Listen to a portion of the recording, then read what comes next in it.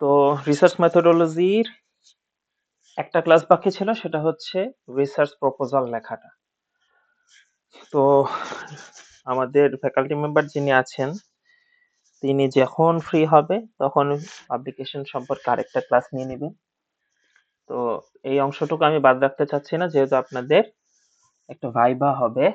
আমি এই ডকুমেন্টটা গ্রুপে শেয়ার করেছিলাম, আপনাদেরকে আবার শেয়ার করে দেব। Thesis format, sections of thesis, publication, research proposal, search engine ব্যবহার করা, এআই ব্যবহার করা, এই রিলেটেড কিছু ডকুমেন্টস এখানে আছে।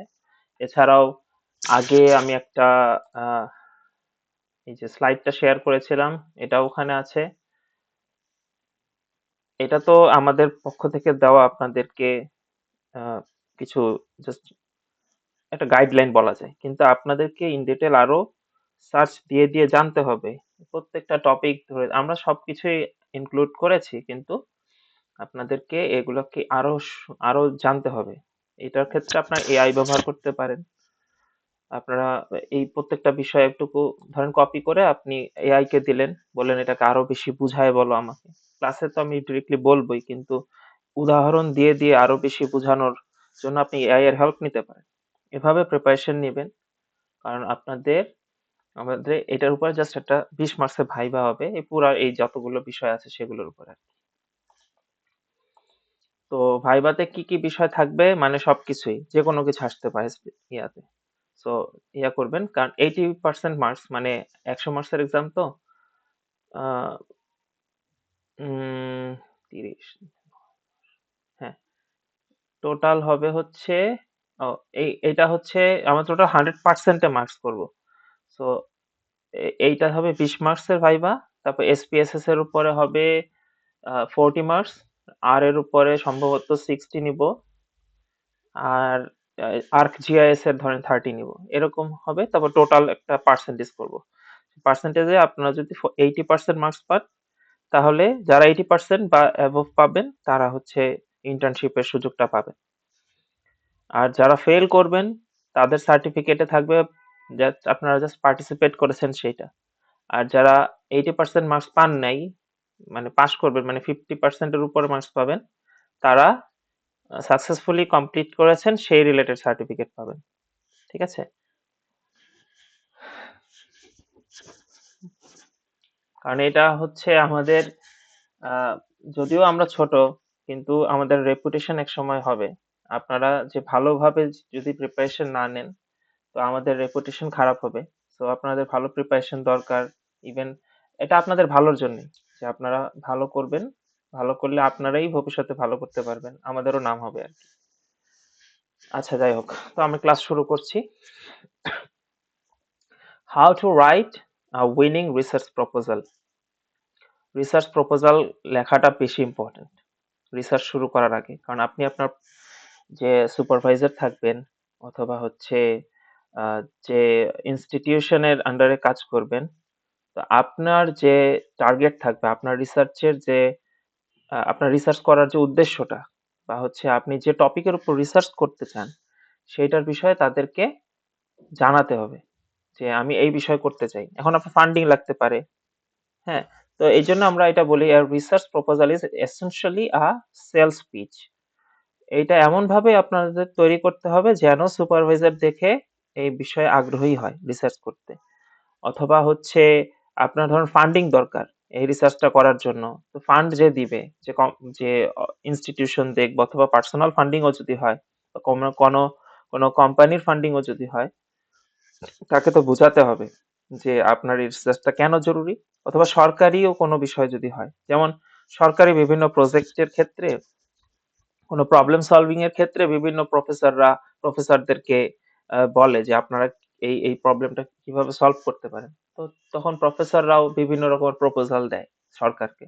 তো সেই অনুসারে তারা যার প্রপোজালটা মানে মানে যার প্রপোজালে মানে মনে হয় যে এইভাবে, বা এই প্রফেসরকে টাকা দিলে কাজে দিবে, বা এই মেথোডোলজিটা ফলো করলে এই প্রবলেমটা আসলে সলভ হবে, তখন সরকার চেষ্টা করে যে তাকে ফান্ডিংটা দিতে, যে ফান্ডিং এর থ্রু আপনাদেরকে ফান্ডিং দেওয়া হবে বিদেশে পড়তে গেলে।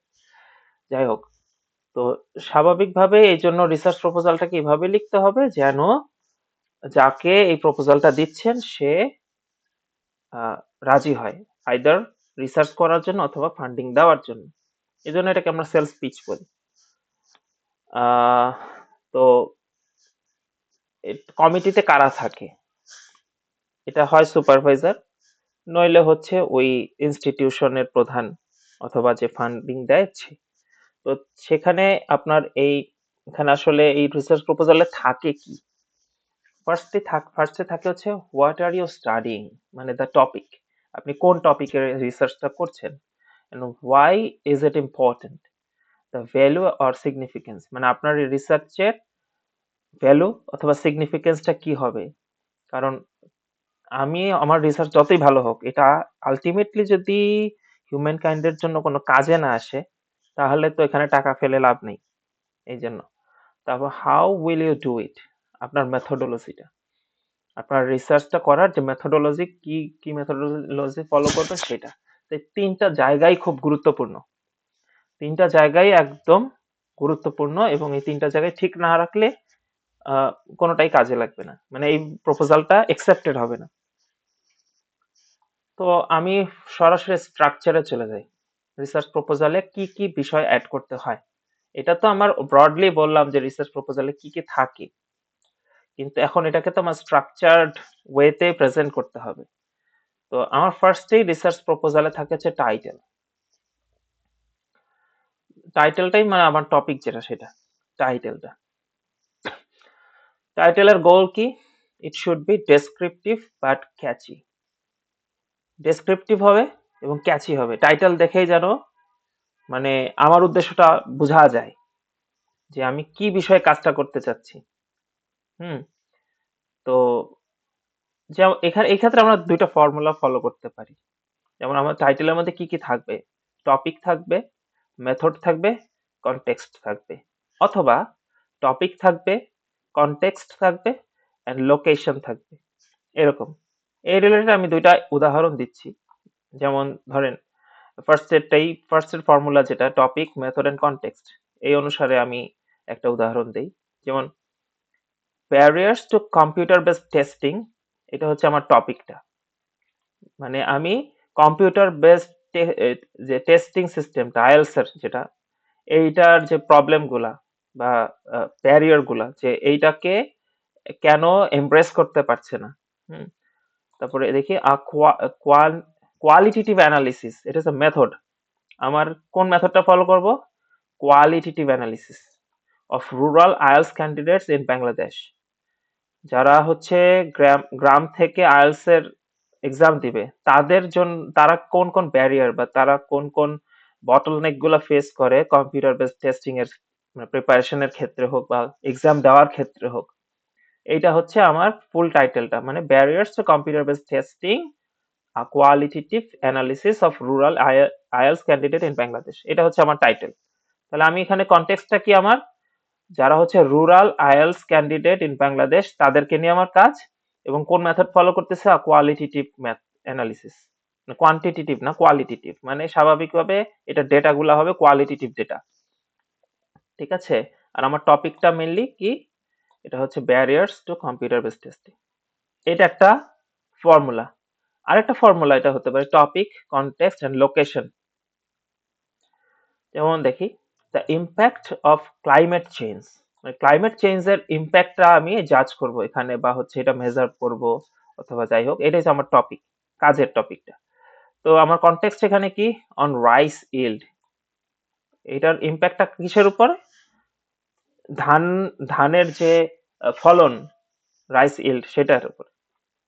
এখন লোকেশন ইন নর্দার্ন বাংলাদেশ, মানে বাংলাদেশের উত্তরের দিকে যে ক্লাইমেট চেঞ্জের ইম্প্যাক্টটা দেখব কিসের উপর? রাইসের ইল্ডের উপর। এইটা আরেকটা ফর্মুলা। এরকম আমাদের ফর্মুলা দেখে দেখে কাজ করতে হবে। সরাসরি একটা উদাহরণ দেখাই, এটা হচ্ছে আমার মাস্টার্স থিসিসের রিসার্চ প্রপোজাল ছিল। ইফেক্ট অফ সারাউন্ডিং ল্যান্ডস্কেপ, চারিদিকে মানে ল্যান্ডস্কেপে যা যা থাকে, মানে আমাদের আশেপাশের যা কিছু, এইটার ইফেক্টটা আমরা মেজার করব। এটা হচ্ছে আমার টপিক। অন ডিফারেন্ট পলিনেটরস, পলিনেটরস মানে যারা হচ্ছে পরাগায়ন করে যে পোকাগুলো, সেগুলা। তাদের উপরে, এটা হচ্ছে আমার context, in the agro ecosystem of Sirajganj district, এটা আমার লোকেশন। তার মানে আমি সেকেন্ড ফর্মুলাটাকে ফলো করেছিলাম এই রিসার্চ প্রপোজালটা তৈরি করার জন্য। তো এই হচ্ছে আমার টাইটেল সেট করার সিস্টেম, যেটা কিনা আমার এই প্রথম কোশ্চেনের answer, why are you studying, মানে দ্য টপিকটা আর কি। এখন what are you studying, sorry, the topic, এটা হলো আমার এই টাইটেল, বা হচ্ছে আমার টাইটেলের আর কি, যেটার মাধ্যমে আমি এই কোশ্চেনটার অ্যান্সার দেবো। তো এখানেই এই কোশ্চেনের অ্যান্সারটা হয়ে গেল না, শুধু টাইটেল সেট করলেই হয়ে গেল না। এটার এই কোশ্চেনের অ্যান্সার আরো ইলাবোরেটলি দেওয়ার জন্য আমার ইন্ট্রোডাকশনটা লিখতে হবে, তাই না? সো এইটা এইটা প্লাস হচ্ছে second question, why is it important, এই দুইটা কোশ্চেনের অ্যান্সারই দিতে গেলে আমার ইন্ট্রোডাকশনটা লিখতে হবে, মানে সেকেন্ড যে পার্টটা, যেটা আমার দা হুকিং পার্ট, যেটা যেটা পরে মেইনলি সুপারভাইজার অথবা হচ্ছে যে ফান্ডিং দিবে, এরা আগ্রহী হবে আপনার কাজের প্রতি। তারা যদি আগ্রহী না হয়, তারা যদি ফিল না করে যে আপনার রিসার্চের কারণটা, তারা যদি ফিল না করে যে একটা যে প্রবলেম, মানে প্রবলেমটা আপনি সলভ করতে চাচ্ছেন সেটা যে একটা প্রবলেম, সেটা যদি না বুঝতে পারে, তাহলে সেটা নিয়ে কাজ করতে তারা আগ্রহী হবে না। তো যেহেতু এটাকে আপনি প্রবলেম বলছেন, তো প্রবলেমটা তাদেরকে ফিল করাইতে হবে। হ্যাঁ, যখন এইটার কারণে আপনার, মানে এটার জন্য আমরা হুক বলেছি এটাকে, ইন্ট্রোডাকশনটাকে। তো আপনার ইন্ট্রোডাকশনটা এইভাবেই সাজাতে হবে। এটা কিরকম সাজাতে হবে? এটা একটা ফানেলের মতো, যেমন start broad and narrow down to your specific topic. আপনি যে টপিকটা সেট করেছেন, ব্রড সেন্স থেকে শুরু করে একটা ন্যারো ডাউন করে আসতে হবে, মানে ফানেলের মতো, ফানেলের উপর দিকটা যেরকম বড় থাকে আস্তে আস্তে নিচে চিকন হয়ে যায়, এরকম। তো এই জিনিসটা আপনাদের একটু বলি। তো এই ফানেলটাকে আপনার আহ, আহ, তৈরি করতে গেলে বা এই জিনিসটাকে বোঝাতে গেলে আপনাকে ব্যাকগ্রাউন্ড কনটেক্সট আনতে হবে, মানে ব্যাকগ্রাউন্ড ইনফরমেশন। কিভাবে? আমি আপনাকে একটা উদাহরণ দিই। যেমন হচ্ছে, আহ, ধরেন প্রথমে একটা বিশ্বব্যাপী বা সাধারণ দৃষ্টি, মানে জেনারেল জেনারেল সাইড থেকে আপনি একটা সমস্যা নিয়ে কথা বলবেন। এখন যখন জেনারেলাইজড কোনো কথা বললেন, অথবা ওয়ার্ল্ড ওয়াইড একটা প্রবলেম নিয়ে কথা বললেন, তখন ওইটা কি হলো? ওইটা হচ্ছে ব্রড, মানে আস্তে আস্তে বড় জায়গা থেকে আস্তে আস্তে ন্যারো ডাউন করতে হবে। তো ব্রড সেন্স নিয়ে আপনি ফার্স্টে কথা বললেন, আস্তে আস্তে ছোট করবেন, কিভাবে দেখেন। এরপর ধীরে ধীরে সেটাকে আপনার দেশের দিকে নিয়ে আসবেন। ধরেন আগে ওয়ার্ল্ড ওয়াইড প্রবলেম, এবার আপনার দেশে এই জিনিসটা কি প্রবলেম করছে, তারপর আপনার এলাকায় কি প্রবলেম করছে, এরকম করতে করতে ন্যারো ডাউন করে নিয়ে আসবেন। হ্যাঁ, যেমন আমি একটা উদাহরণ দিই, ধরেন ডেঙ্গু মশার প্রাদুর্ভাব নিয়ে। যেমন মশাবাহিত রোগ সারা বিশ্বে জনস্বাস্থ্যের জন্য একটা বড় হুমকি, তাই না?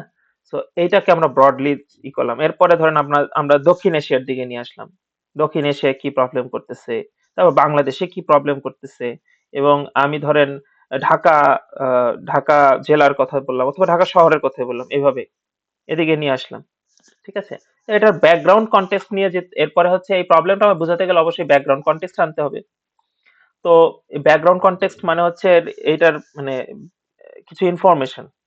হ্যাঁ, যেমন পাঠক, মানে যারা হচ্ছে রিডার থাকবে, তাদেরকে ধারণা দিতে হবে যে এই বিষয়টা নিয়ে আগে কি করা হয়েছে, আগে কি কি রিসার্চ করা হয়েছে, সেটা কিছু স্ট্যাটিস্টিক্স বা হচ্ছে ইনফরমেশন, এগুলো আপনার দিতে হবে। এটা হচ্ছে ব্যাকগ্রাউন্ড কনটেক্সট, যেগুলো আগে রিসার্চ করা হয়েছিল। তো এখানে কি কি লেখা যেতে পারে? যেমন হচ্ছে ধরেন গত 10 বছরে ঢাকায় ডেঙ্গু আক্রান্ত রোগীর সংখ্যা হতে পারে, সেটার সাথে পরে 10, ধরেন বর্তমান এবং গত 10 বছর আগেরটা, যদি এরকমই করেন, বললেন যে গত 10 বছরে ঢাকায় ডেঙ্গু আক্রান্তের সংখ্যা এত ছিল, এখন বর্তমানে ধরেন 3 গুণ বেড়ে গেছে, মৃত্যু হার কেমন বাড়ছে, এরকম এরকম টাইপের ইনফরমেশন, এগুলাকে বলি ব্যাকগ্রাউন্ড কনটেক্সট। তারপরে বর্তমান পরিস্থিতি নিয়েও কি তখন কথা বলবেন। যেমন দেখেন কি একটা কি কোয়েশ্চেন দেখি, what is the current situation regarding this topic, এটাতে আসতে হবে, তাই না? কারণ বর্তমানে প্রবলেমটা, এটা আগের প্রবলেম হতে পারতো, ব্যাকগ্রাউন্ড ইনফরমেশন যেটা দিলেন এটা হতে পারে আগের প্রবলেম, এরকম হতে পারতো, এখন নাই। কিন্তু আপনার যেহেতু এটা প্রবলেম, এটা সলিউশন করতে চাচ্ছেন, তো আপনাকে অবশ্যই বর্তমানের বিষয়টা আনতে হবে। বর্তমানের বিষয়টা আনলে তখন বোঝা যাবে যে আপনার কারেন্ট সিচুয়েশনটা আসলে তখন বর্তমানেও যেটা প্রবলেম সেটা নিয়ে মানুষ চিন্তা করবে তখন। তো আহ, তো বর্তমান সমস্যাটার বর্তমান মানে অবস্থাটা কি সেটা আপনার বলতে হবে।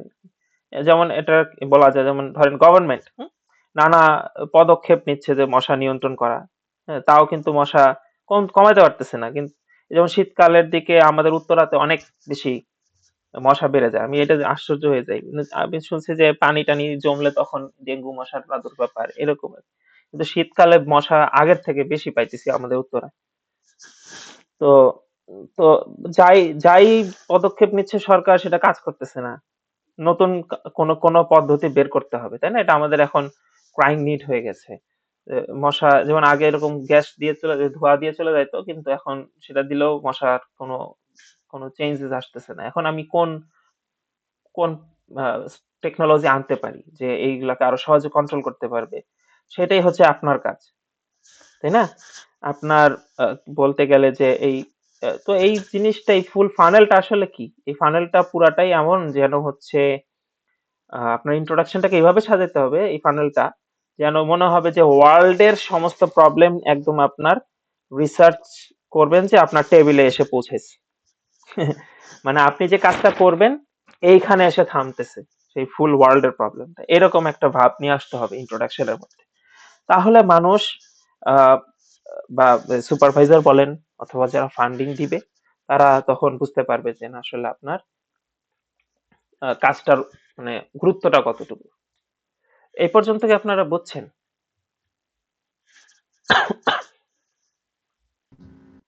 জি ভাই, বুঝতে পারছি। জি ভাইয়া। আচ্ছা, আচ্ছা। তো এটা তো গেল ইন্ট্রোডাকশন। এখন আপনি প্রবলেম স্টেটমেন্টটাকে আরো ক্ল্যারিফাই করবেন, ঠিক আছে? আপনার যে প্রবলেম স্টেটমেন্ট, এটা আরো ক্ল্যারিফাই করতে হবে। এইটা কখনো কখনো আলাদা প্যাসেজ হয়, অথবা হচ্ছে এটা ইন্ট্রোডাকশনের ভিতরেই লাগে। এটা কখনো কখনো আলাদা, যেমন আমি এখানে দুইটা সেগমেন্ট করছি, এটা দুইটা হতে পারে অথবা একসাথে লিখতে পারে, এটা কোনো সমস্যা না, একসাথে লিখলেও কোনো সমস্যা নেই। প্রবলেম স্টেটমেন্টটা আপনি সরাসরি ইন্ট্রোডাকশনের ভিতরে লিখতে পারবেন, কোনো সমস্যা নেই। ইভেন ওই অবজেক্টিভস গুলো এটা আলাদা লিখতে হবে না, প্রবলেম স্টেটমেন্ট আপনি ইন্ট্রোডাকশনের ভিতরে লিখতে পারবেন, এটাকে আলাদা না করলেও কোনো সমস্যা হবে না। তো প্রবলেম স্টেটমেন্টকে আমরা কি বলি? This is the most critical part. এটা ক্রিটিক্যাল এই কারণেই, কারণ এটা দেখেই মানুষ বুঝবে যে আপনার কাজটা করা জরুরি।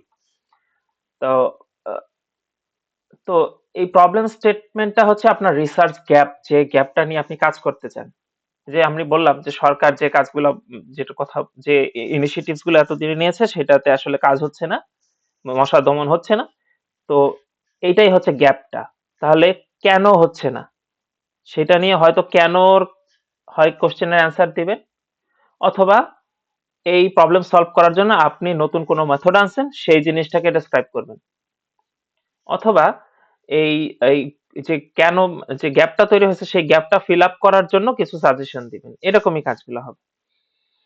তো এই এই এই এটা কি করলো, identify what is missing in the current knowledge, মানে বর্তমান যে নলেজ সেটার মধ্যে কি মিসিং, সেই মিসিং জায়গাটাকে ফিল আপ করার জন্য আপনি এই যা করবেন সেটাই আসলে এই প্রবলেমটা, সেই প্রবলেম স্টেটমেন্টটা। এটা এখন কিভাবে সাজানো যায়? যেমন এই জিনিসটা আপনি এইভাবে লিখতে পারেন, হোয়াইল এক্স ইজ নোন, মানে কারেন্ট যে নলেজ সেটা আপনি শেয়ার করলেন, এই বিষয়গুলো আমি জানি, এই এক্স দিয়ে আমি বুঝাইছি যেটা কারেন্ট নলেজ। ওয়াই রিমেইনস আনএক্সপ্লোরড, মানে এই বিষয়টা নিয়ে আলোচনা করা হয়নি বা এটা নিয়ে গবেষণা করা হয়নি, অথবা এই এই স্টেপ গুলো, এই ইনিশিয়েটিভস গুলো নেওয়া হয়নি, এরকম কথাগুলো বললেন। তারপরে কি, ওই গ্যাপটা যে আপনি ফিল আপ করলেন সেটা হচ্ছে আপনার স্টাডিটা, দিস স্টাডি অ্যাড্রেসেস ওয়াই, মানে এই প্রবলেমটা এইভাবে এইভাবে আপনার রিসার্চের মাধ্যমে সলভ হবে, অথবা এই রিসার্চের কোশ্চেনটা এইভাবে এইভাবে অ্যান্সার পাবো, অথবা নতুন একটা নলেজ তৈরি হবে, যে নলেজটাকে খাটায় পরে সরকার বলেন বা যাই হোক, যে প্রতিষ্ঠানই হোক, বা ইভেন ফার্দার কোনো রিসার্চার যদি এটা নিয়ে কাজ করে তাদের জন্য একটা নলেজ তৈরি হবে, এরকম বিষয়টা। এটা হচ্ছে আপনার প্রবলেম স্টেটমেন্ট। তো এই প্রবলেমটাকে সলভ করার জন্য এখন কি আপনি ইনিশিয়েটিভ নিবেন সেটা আমাকে স্পেসিফাই করা হচ্ছে অবজেক্টিভটা, রিসার্চ কোশ্চেন অ্যান্ড অবজেক্টিভ। যে যেমন দেখি, এটা দুইটাই একসাথে রাখা যাবে না, যে কোনো একটা। রিসার্চ কোশ্চেন এবং অবজেক্টিভ আলাদা। হয় আপনারটা রিসার্চ কোশ্চেন আকারে লিখবেন, নইলে অবজেক্টিভ আকারে লিখবেন। অবজেক্টিভটা কেমন হয়? স্টার্ট উইথ অ্যাকশন ভার্ব, মানে টু দিয়ে আর কি শুরু, যে to investigate, to analyse, to determine, এরকম অনেকভাবে। হুম। আর কোশ্চেনটা কিভাবে হয়? Turn your objectives into specific question. How does X affect Y, এই টাইপের। যেমন একটা উদাহরণ দিই আমি, দুইটা উদাহরণ এখানে রাখছি। যেমন হয় অবজেক্টিভ আকারে লেখা, মানে এরকম, to evaluate the effectiveness of biopesticide on mango hoppers. মানে বায়োপেস্টিসাইড এর ইফেক্টিভনেসটাকে ইভ্যালুয়েট করব কার উপরে? ম্যাঙ্গো হোপারের উপর। এটা একটা রকমের পোকা যেটা আম গাছের জন্য ক্ষতিকর আর কি। তো এই আকারে লিখবো, অথবা কোশ্চেন আকারে, how effective are biopesticides in controlling mango hoppers. হয় কোশ্চেন আকারে লিখবেন, না হয় অবজেক্টিভ আকারে। ঠিক আছে? এই জিনিসটা স্টেটমেন্টের মানে ইন্ট্রোডাকশনের পরে লিখতে হয়। যেমন দেখি এখানে সরাসরি, যেমন আমার ইন্ট্রোডাকশনটা এটা, যেমন আমি ইন্ট্রোডাকশনটাকে এভাবে লিখছি, identification of problem and its significance. ইন্ট্রোডাকশনের মধ্যে এই জিনিসগুলো আসতে হয়, প্রবলেম স্টেটমেন্ট প্লাস হচ্ছে সিগনিফিকেন্সটা কি আমার রিসার্চের, সেই জিনিসটা। তো আমি ফার্স্টে ওভারঅল সারা পৃথিবীতে 80% ফ্লাওয়ারিং প্ল্যান্ট পলিনেটর দ্বারা হচ্ছে পলিনেশন হয়। হ্যাঁ, তো এরকম 100-রও বেশি ক্রপ স্পিসিস আছে যেগুলা 90% ফুড সাপ্লাই দেয় সারা পৃথিবীতে, 146টা কান্ট্রিতে। এর মধ্যে 71টাই হচ্ছে, মানে 71%ই হচ্ছে পলিনেটর দ্বারা মানে ই করে, পলিনেশন কমপ্লিট হয়। তো এরকম বিষয়গুলো আছে, এগুলো হচ্ছে ব্যাকগ্রাউন্ড ইনফরমেশন, যেটা কিনা হচ্ছে ওয়ার্ল্ড ওয়াইড চিন্তা করতেছি আমি। তারপরে এই আর কি, পরে আমাদের কি কি প্রবলেম, যে পলিনেটর কমে যাচ্ছে, যে আরে পলিনেটর কমে যাচ্ছে বিভিন্ন যে হিউম্যান মেড অথবা হচ্ছে যে আমরা পেস্টিসাইড ইউজ করি, এতে কিন্তু পলিনেটর পোকাগুলো আমার মরে যাচ্ছে, মানে হানি বি বা এগুলো মরে যাচ্ছে, এটার কারণে আমাদের প্রোডাকশন কমে যাচ্ছে, এগুলো হচ্ছে আমাদের প্রবলেম, তাই না? তো এই আর কি প্রবলেম গুলো আমি এখানে স্পেসিফাই করেছি। তারপরে অবজেক্টিভ লিখেছি। অবজেক্টিভ এটা হচ্ছে আমার রিসার্চের অবজেক্টিভ, আমি অবজেক্টিভ স্টাইলে লিখছি। এটা কোশ্চেন আকারেও লেখা যেত, to find the effects of surrounding landscape structure on the abundance of different pollinators, মানে পলিনেটরের সংখ্যা বা কি পরিমাণ আছে সেটার উপরে ল্যান্ডস্কেপের পরিমাণ ইফেক্ট। তারপর to evaluate the effect of landscape on the foraging behaviour of the pollinators দের বিহেভিয়ারটা, মানে কখন আসতেছে, কখন যাচ্ছে, মানে ওদের আসা যাওয়ার বিষয়গুলা বা ওদের কার্যক্রম যেগুলা, সেই বিহেভিয়ার গুলার উপরে এটা ল্যান্ডস্কেপের ইফেক্ট, এই দুইটা জিনিস আমি জানতে চাইছি। এটা আমার রিসার্চের কাজ। কেন চাইছি সেটা আমার হচ্ছে আহ, কি কাজে লাগবে সেই বিষয়ে আমি ইন্ট্রোডাকশনে বলে নিছি অলরেডি, আমার সিগনিফিকেন্সটা বলে নিছি। আমি ডিটেল পড়লাম না আর কি, কিন্তু এরকম বিষয়গুলো থাকবে। আপনার রিসার্চটার প্রবলেম বের করবেন, যে আহ, কি প্রবলেম, এবং সেই প্রবলেমটা সলিউশন করার জন্য আপনার রিসার্চের সিগনিফিকেন্সটা কি, তারপরে আপনার অবজেক্টিভ। ইন্ট্রোডাকশন লেখার ক্ষেত্রে ফার্স্টে যাবে হচ্ছে যাবে হচ্ছে ব্রড সেন্সে কি আছে, মানে ওয়ার্ল্ড ওয়াইড। তারপরে আপনি আরো একটু ন্যারো ডাউন করে করে আস্তে আস্তে আপনার স্পেসিফিক যে প্রবলেম যে সলভ করবেন, প্রবলেমটা আসলে কোন রিজিয়ন অথবা হচ্ছে কোন পপুলেশনের উপরে হতে পারে। পপুলেশন বলতে আমি ধরেন মানুষ হতে পারে বা হচ্ছে পাখি, যেমন আমি পপুলেশন বলতে পলিনেটর নিয়ে কাজ করছি, এটা আমার পপুলেশন ছিল। আপনি মানুষের উপর কাজ করতে পারেন, বিজনেসেস বাংলাদেশের কোম্পানিগুলো নিয়ে কাজ করতে পারেন। বাংলাদেশের বিভিন্ন যেমন বিভিন্ন কোম্পানি বলতে যে কোনো স্পেসিফিক টাইপের কোম্পানি হতে পারে, ব্যাংক গুলো হতে পারে, বিভিন্ন বিষয় হতে পারে। এরকম স্পেসিফিক মানে ন্যারো ডাউন করে আসবেন। তারপরে এই প্রবলেম গুলো বলবেন। তারপরে হচ্ছে সলভ করতে আপনার কাজটা, আপনার যে স্টাডিটা, এটা কিভাবে, এটার সিগনিফিকেন্সটা কি বলবেন, তারপর অবজেক্টিভে চলে আসবে। এই হচ্ছে এই সিকোয়েন্সটা আপনার ইন্ট্রোডাকশন টু অবজেক্টিভস লেখা পর্যন্ত। এরপরে আসবো হচ্ছে লিটারেচার রিভিউ। তো লিটারেচার রিভিউ কেন লিখতে হয়, এটা একটা প্রুফ।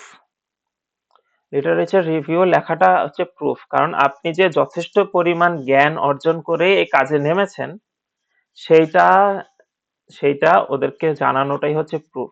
আপনার প্রুফ করতে হবে তো যে আপনি আসলে জানেন। আপনি তো আন্দাজে একটা কাজ শুরু করে দিয়েছেন এরকম না। তো আপনার উপর বিশ্বাস করতে হবে যে না, আপনি আসলে যথেষ্ট পরিমাণ জ্ঞান রাখেন এই প্রবলেমটা সলভ করার জন্য। এই জন্য আপনার লিটারেচার রিভিউ লিখতে হবে। তো লিটারেচার রিভিউটা ই করার জন্য আসলে কি করতে হয়, এটা হচ্ছে summarise what other researchers have already found. এই বিষয়ে আগের রিসার্চাররা কি কি পাইছে সেটা। তারপর show that you have read enough to know you aren't repeating old work. না, আপনাকে এটা দেখাতে হবে যে আগের কাজগুলোই আপনি রিপিট করতেছেন, এটা না। আপনি আগের কাজগুলো রিপিট করতেছেন না, এই জিনিসটা ওদেরকে দেখাতে হবে। আপনার কাজটা ইউনিক, আপনার কাজটা হচ্ছে আগের কাজের গ্যাপ ফিল আপ করা, এটা ওদেরকে দেখাতে হবে। হুম। যেমন একটা টিপস দেই, do not just list summaries. এই যে সামারি গুলা, এগুলা লিস্ট করবেন না, লিস্ট লিস্ট আকারে দিবেন না। Connect them to your problem. আপনার প্রবলেমের সাথে কানেকশন রাখতে হবে। এর একটা উদাহরণ দিই আপনাকে। যেমন আপনি যে সামারাইজ করবেন বিভিন্ন রিসার্চারদের আগের কাজগুলো, এটা কিভাবে করবেন, সেটা হচ্ছে আপনি যে রিসার্চারদের বইগুলো আছে অথবা জার্নাল আর্টিকেল আছে, তারপর রিপোর্ট আছে, এগুলোর মূল কথাগুলো এখানে আনবেন যেটা কিনা আপনার রিসার্চের প্রবলেমের সাথে যায় সেটা। তারপরে আহ, আপনি ওই যে বললাম যে আপনার কাজগুলো যে আগের কাজ না সেটা প্রুফ দিতে হবে। যেমন কি, যেমন ধরেন প্লাস্টিক পরিবেশের জন্য ক্ষতিকর, এটা আমরা জানি, এটা আগের কাজ। হ্যাঁ, সেটা এখন আপনার গবেষণায় তো এইটা প্রমাণ করার দরকার নেই যে প্লাস্টিক পরিবেশের জন্য ক্ষতিকর। বরং আপনাকে দেখাতে হবে যে প্লাস্টিকের বিকল্প কি হতে পারে। যেমন জুটন হতে পারে, কটন আর জুটকে মিলায়া তারপরে একটা ফাইবার তৈরি করছে, সেটা দিয়ে আহ, আপনি ধরেন এটা দিয়ে ব্যাগ তৈরি করতেছেন, অথবা পাটের ব্যাগ তৈরি করতেছেন। জুটন দিয়ে একটা পলিথিনের মতোই দেখতে, কিন্তু কটন আর জুট দিয়ে করা। যাই হোক, তারপরে বায়োডিগ্রেডেবল পলি, এরকম কিছু একটা জিনিস আপনি ধরেন তৈরি করছেন যেটা কিনা, অথবা এগুলো অলরেডি একজন তৈরি করে রাখছে, অন্য সায়েন্টিস্ট, সেটা কিভাবে আরো মার্কেটে আরো বেশি নরমালাইজ করা যায়, আরো বেশি কম টাকার মধ্যে এটা প্রডিউস করা যায়, অথবা হচ্ছে এটা আরো কত সহজে আহ, আহ, মানুষের মধ্যে আরো ডিসিমিনেট করা যায়। এই বিষয়ে আপনি ধরেন রিসার্চ করতেছেন। তাহলে এটা বোঝা যাবে কি আপনি ওল্ড ওয়ার্ক গুলা রিপিট করছেন না, বরং আপনার কাজটা নতুন বা হচ্ছে ইউনিক। তারপরে যে কি বললাম, do not just list summaries. এই সামারি যে আগের যে সামারি গুলা রিসার্চারদের কথাগুলো যে আনবেন, এগুলাকে জাস্ট লিস্ট করে করে বলে যাবেন না, বরং এটার ভিতরে একটা কানেকশন রক্ষা করতে হবে, কোহেশন রক্ষা করতে হবে, লেখাটার মধ্যে কানেকশন রক্ষা করতে হবে। হুম। যেমন আমি এরকম বলবো না যে ধরেন আহ, তন্ময় 2020 সালে এই কথা বলছে, তারপর হচ্ছে শিবলি ভাই 2021 সালে এই কথা বলছে, এইভাবে বলবো না। অথবা হচ্ছে আহ, আমরা কিভাবে লিখবো তাহলে, এরকম লিখতে পারি যে আগের গবেষকরা এই বিষয়গুলো নিয়ে কাজ করেছে কিন্তু এই বিষয়টা নিয়ে কাজ করতে পারে নাই, অথবা এই গ্যাপ তৈরি রয়ে গেছে, এখন সেখানে আমরা এই গবেষণার কাজগুলো করব, এরকম টাইপের কথা। ঠিক আছে, সহজ ভাষায় বললাম আর কি। আগেররা হচ্ছে এইভাবে করছে, বা আগেররা এইভাবে করছে বলতে ওই তন্ময় 2020 সালে এই কথা বলছে, তারপরে হচ্ছে তার কাজের মধ্যেই আমরা এই গ্যাপটা পাইছি, তারপরে এই গ্যাপটা ফুলফিল করার জন্য আমরা এই প্রসিজারটাকে ফলো করে এই জিনিসটা করতে চাচ্ছি, এরকম কথা। কানেকশন রক্ষা করে করে কথা, এইভাবে হচ্ছে বিষয়টা। খালি অমুকে এটা বলছে তো অমুকে এটা বলছে এরকম বলে বলে চলে যাব না। কানেকশন রক্ষা করে আপনার প্রবলেমের দিকে ইন্ডিকেট করতে হবে, এবং আপনার আপনার রিসার্চের কাজের দিকে ইন্ডিকেট করতে হবে, এইভাবে নিয়ে আসতে হবে লিটারেচার রিভিউটাকে। তাহলে আরো বেশি মানে বিশ্বাসযোগ্য হবে রিডারের কাছে। রিডার আরো কি লেখাটাকে এমন ভাবে লিখবেন যেন সহজেই আহ মানে যে কেউ মানে জেনারেল পিপলও যেন পড়ে বুঝতে পারে আপনার ইয়াটা। খুবই ওভার জার্গন ইউজ করবেন না, মানে এমন কঠিন কঠিন ভাষায় লিখবেন না যেটা পড়তে কষ্ট হবে, বুঝতে কষ্ট হবে। এটা লেখার স্টাইলটা এভাবে হবে যেন একদম জেনারেল যে পড়তে পারে সেও যেন বুঝে আপনি কি চান। এরপর আসে মেথোডোলজি। মেথোডোলজিটা হচ্ছে আপনি কি ফলো করবেন। এটা হতে আপনার রিসার্চের ডিজাইনটা কি হবে, এটা কোয়ালিটেটিভ নাকি কোয়ান্টিটেটিভ নাকি মিক্সড মডেলে হবে। আমি ওই যে আগে একটা টাইটেল বলছিলাম না যে কোয়ান্টিটেটিভ, সরি কোয়ালিটেটিভ। ওইটা হচ্ছে কিরকম যে গ্রামের যারা হচ্ছে আইএলটিএস এক্সাম দিবে তাদের সরাসরি ইন্টারভিউ নিচ্ছেন, তারা কি কি প্রবলেম ফেস করতেছে সেইটার বিষয়ে তাদের ইন্টারভিউ নিচ্ছেন, বড় বড় কোয়েশ্চেনার তৈরি করলেন, এক এক ধরেন 20 জন 25 জন স্টুডেন্টকে আনলেন, স্টুডেন্ট এনে তাদের থেকে কোয়েশ্চেনিয়ার ফিল আপ করে সেই কোয়েশ্চেনিয়ার অনুসারে আপনি অ্যানালিসিস করে দেন এটার উপর একটা রিপোর্ট লিখলেন আর কি। এটা তারপর আপনার পপুলেশন কারা বা পপুলেশন পপুলেশন আর স্যাম্পল যেটাকে আমরা বলি। পপুলেশন তো হচ্ছে ব্রড, সেখান থেকে আমরা স্যাম্পল নিয়ে তারপর কাজ করি। যেমন আইএলটিএস এর স্টুডেন্ট যারা এখানে ধরেন গ্রামের দিকে আইএলটিএস স্টুডেন্টের অভাব নেই, ধরেন লক্ষ লক্ষ স্টুডেন্ট আছে। তো যারা আইএলটিএস দিতে চান ধরেন হচ্ছে 10,000, আর আমি তো 10,000 জন থেকে কাজ করতে পারবো না, আমাদের ওখান থেকে ধরেন এই 10,000 থেকে আমার র্যান্ডমলি 50 জন নিলাম অথবা 100 জন নিলাম, সেই 100 জনের ডেটা নিয়ে কাজ করবো। এই হচ্ছে বিষয়, এটা হচ্ছে স্যাম্পল। পপুলেশন হচ্ছে ওই 10,000 লোক আর স্যাম্পল হচ্ছে সেই 100 জন। ঠিক আছে। তারপর ডেটা কালেকশনের মেথডটা কি, আমি কিভাবে ডেটাগুলো কালেক্ট করতেছি, কোশ্চেনিয়ার ইউজ করতেছি নাকি হচ্ছে ফিল্ড অবজারভেশন করতেছি। যেমন হচ্ছে আমরা যখন পেস্টিসাইড অ্যাপ্লাই করি ফিল্ডে ফসলের মধ্যে, সেটা ফিল্ড অবজারভেশন। তারপর আমি যখন পলিনেটরের উপরে এই ল্যান্ডস্কেপের ইফেক্ট নিয়ে কাজ করছি তখন আমি কিন্তু ফিল্ডে দৌড়াদৌড়ি করছি, ওখানে অবজারভেশন করছি। তো এটা হচ্ছে ফিল্ড অবজারভেশন। অথবা কেউ যদি ল্যাবে কাজ করে, কোনো কেমিক্যাল নিয়ে কাজ করে, এটা হচ্ছে এক্সপেরিমেন্টাল। এরকম বিভিন্ন বিষয় আর কি ডেটা কালেকশনের মেথড থাকে। তারপরে লাস্টলি আসে ডেটা অ্যানালিসিস। আমি যে ডেটাগুলো কালেক্ট করেছি সেগুলোকে অ্যানালিসিস করলাম বিভিন্ন সফটওয়্যার দিয়ে। তো অ্যানালিসিস করার পরে যে রেজাল্ট আসলো সেই রেজাল্টটাকে আবার ডিসক্রাইব করতে হয়। তো আপাতত এইটুকুই ডিজাইন, কোন ডিজাইন ফলো করতেছি, আমার পপুলেশন অথবা স্যাম্পল কি, আমার ডেটা কালেকশনের মেথড কি এবং ডেটা অ্যানালিসিস করতে আমি কি ব্যবহার করব, এইটাই হচ্ছে আমাদের মেথোডোলজির বিষয়টা।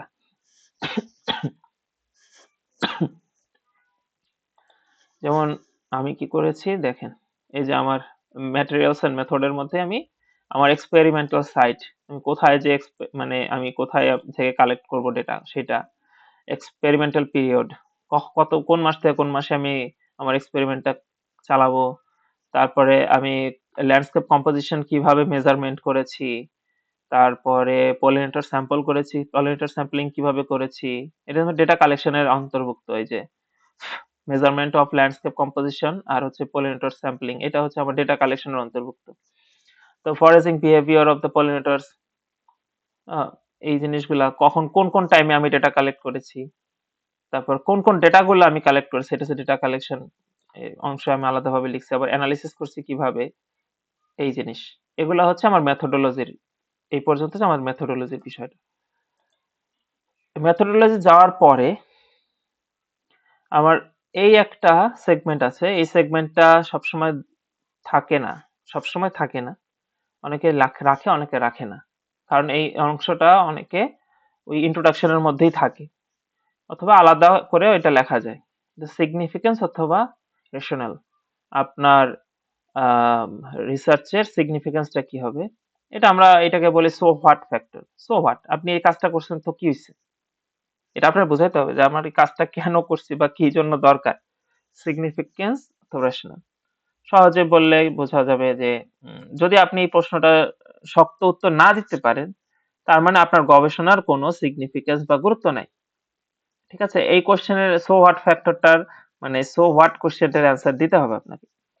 আইদার আপনি ইন্ট্রোডাকশনের মধ্যে নিবেন অথবা হচ্ছে আলাদা কোন একটা ভাবে দিবেন। রেশনাল মানে কি, কেন এই গবেষণাটা করা যৌক্তিক। আর সিগনিফিকেন্স বলতে এই গবেষণার ফলাফল বাস্তবে কার কার উপকারে আসবে।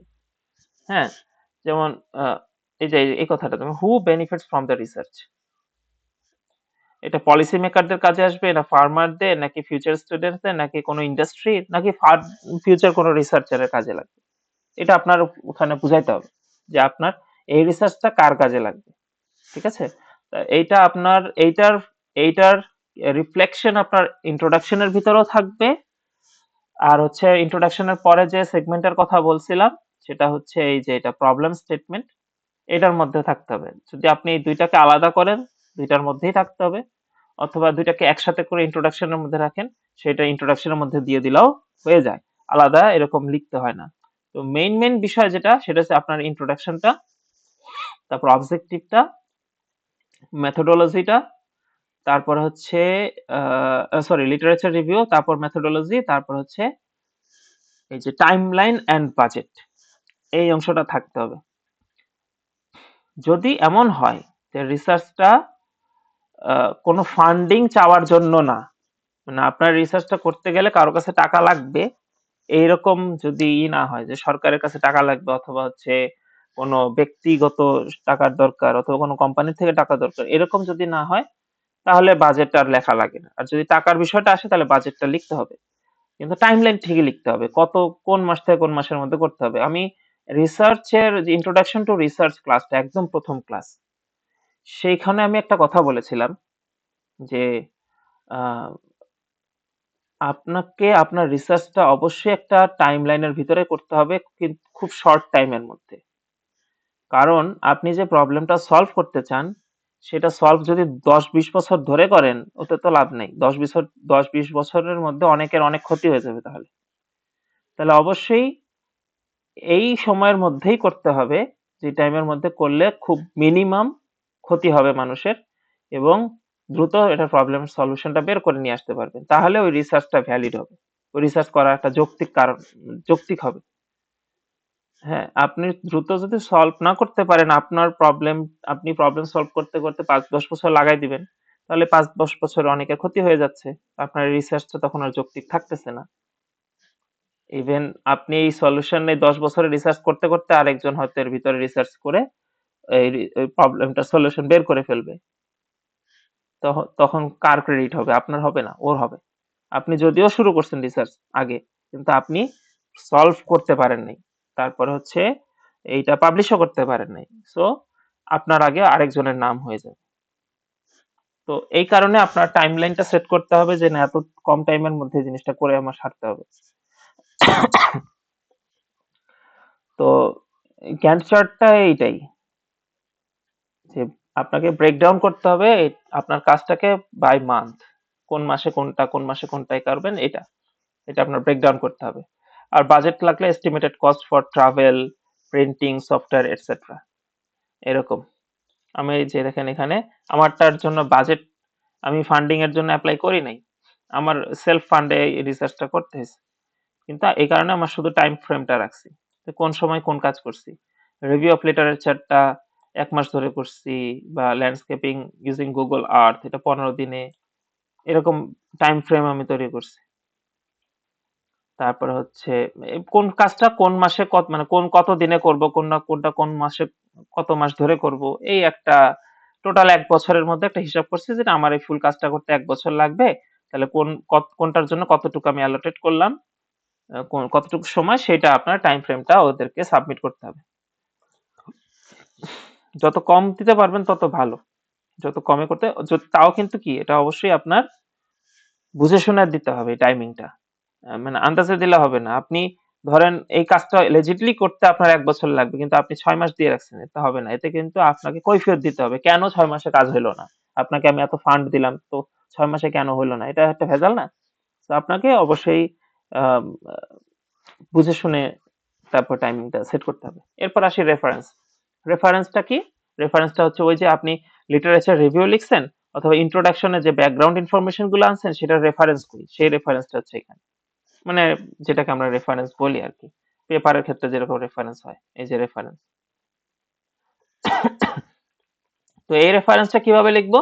ওই যে জার্নালে যেভাবে আমরা ফলো করি এপিএ ফরম্যাট অথবা হার্ভার্ড অথবা এমএলএ, যে ফরম্যাটই ফলো করি, যে ফরম্যাটটাই লিখি না কেন, যে কোনো একটা কনসিস্টেন্টলি আমরা ব্যবহার করতে হবে। যদি এপিএ ফলো করি সবগুলো এপিএ তে লিখবো, অথবা এটা ডিপেন্ড করে হচ্ছে আপনার আপনার ইউনিভার্সিটি অথবা ইনস্টিটিউশনের উপরে। ধরেন আপনি কোনো ইউনিভার্সিটির আন্ডারে করতে চাচ্ছেন, তাহলে ইউনিভার্সিটি যেটা ফলো করে, এপিএ ফলো করলে, হার্ভার্ড ফলো করলে করলো, এমএলএ ফলো করলে করলো, যেটা ফলো করতেছে সেই অনুসারে লিখবেন। এইটা, এই হচ্ছে বিষয়। তো গোল্ডেন রুলস অফ প্রপোজাল, তো প্রপোজাল লেখার জন্য গোল্ডেন রুল, ফার্স্টে আসে feasibility. Do not promise to solve world hunger, মানে এটা একটা মেটাফোর ব্যবহার করলাম। আপনি সারা পৃথিবীর হাঙ্গার দূর করতে পারবেন না, মানে সারা পৃথিবীর প্রবলেম সলভ করতে পারবেন না। আপনাকে অবশ্যই মানে বাস্তবমুখী রিসার্চের প্রপোজাল লিখতে হবে। Pick a topic you can actually finish in your given time frame. আপনি ১ বছর দেন বা ৬ মাস দেন, সেইটার মধ্যে আপনি যে টপিক যেটুকু করতে পারবেন সেইটুকুই খালি আপনি টপিক সেট করবেন। সেকেন্ডলি হচ্ছে clarity, avoid overly complex jargon. এই যে আমি আগেই বলছি, if a non expert can't understand the title, rewrite it. আপনার টাইটেল হোক বা ইন্ট্রোডাকশন বা যাই লিখেন, এটা যদি একজন নন এক্সপার্ট পড়ে বুঝতে না পারে, তাহলে এটাকে আপনাকে আবার লিখতে হবে। সো আপনি প্রথমেই কমপ্লেক্স কোনো কিছু করবেন না, আপনাকে অবশ্যই সহজ ভাষায় প্রপোজাল লিখতে হবে, যাতে একজন নন এক্সপার্ট হোক, মানে যে একজন জেনারেল পাবলিকও যেন এটা পড়ে বুঝতে পারে। এরপর হচ্ছে alignment, your methodology must match your research question.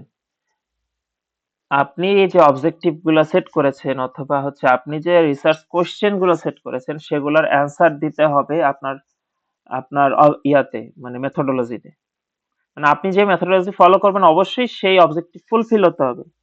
আপনি যে মেথোডোলজি ফলো করবেন অবশ্যই সেই রিসার্চের কোশ্চেনের অ্যান্সার হতে হবে সেই মেথোডোলজিটা। আপনি আহ, ইয়া আপনার অবজেক্টিভ সেট করেছেন, আপনি উত্তর দিকে যাবেন, কিন্তু আপনার মেথোডোলজির কারণে আপনি যাচ্ছেন দক্ষিণ দিকে, তাহলে তো হবে না। তো আপনার অবজেক্টিভ ফুলফিল করার মতো করে মেথোডোলজি আপনার সেট করতে হবে। এটা হচ্ছে অ্যালাইনমেন্ট। এটাকে আমরা গোল্ডেন রুলস অফ প্রপোজাল বলি। এই তিনটা জিনিস অবশ্যই মেনটেন করে আপনার রিসার্চ প্রপোজাল রেডি করতে হবে।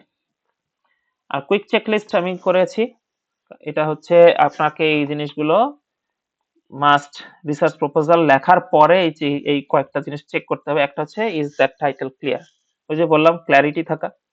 তারপর হচ্ছে is the problem statement specific, problem statement specific না হলে কিন্তু মানুষের মধ্যে ওই হুকটা থাকবে না।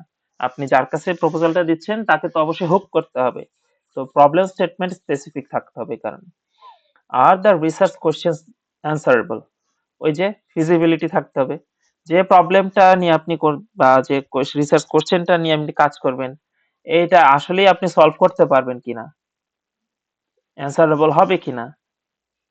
সে এরকম ধরেন আপনি রিসার্চ করতেছেন চাঁদকে পৃথিবীর সাথে অ্যাটাচ করবেন, যাতে যে কেউ হেঁটে হেঁটে চাঁদে যেতে পারে। এটা কখনোই ফিজিবল না, এটা কখনো পসিবলই না। তো এরকম রিসার্চ করার কোনো মানেই নেই, তাই তো সেরকম আর কি এটা করতে হবে। তারপর হচ্ছে কি ইজ দ্য মেথোডোলজি রিয়েলিস্টিক, আপনি যে মেথডটা ফলো করবেন সেটা আসলে রিয়েলিস্টিক কিনা।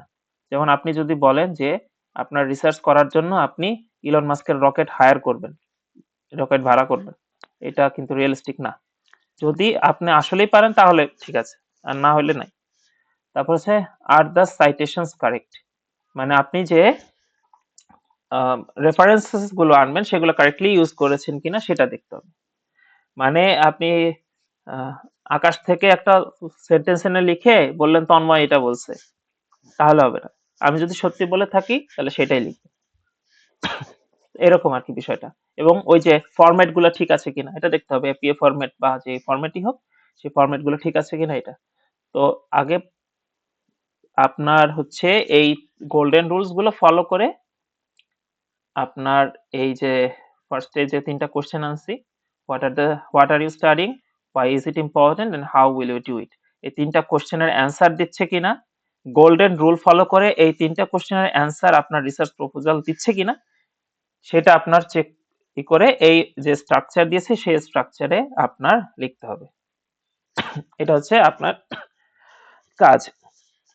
লেখার পরে সেই চেকলিস্ট দেখে মানে বুঝে নিবেন যে সব ঠিকঠাক আছে কিনা, এরপরে আপনি এই প্রপোজালটা কাউকে সাবমিট করতে পারেন।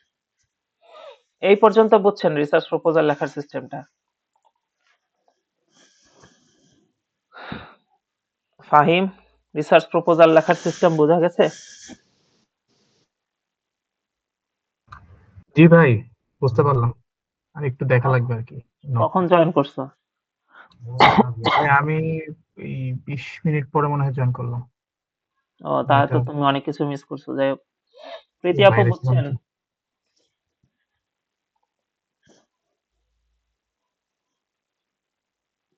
প্রীতি আপু,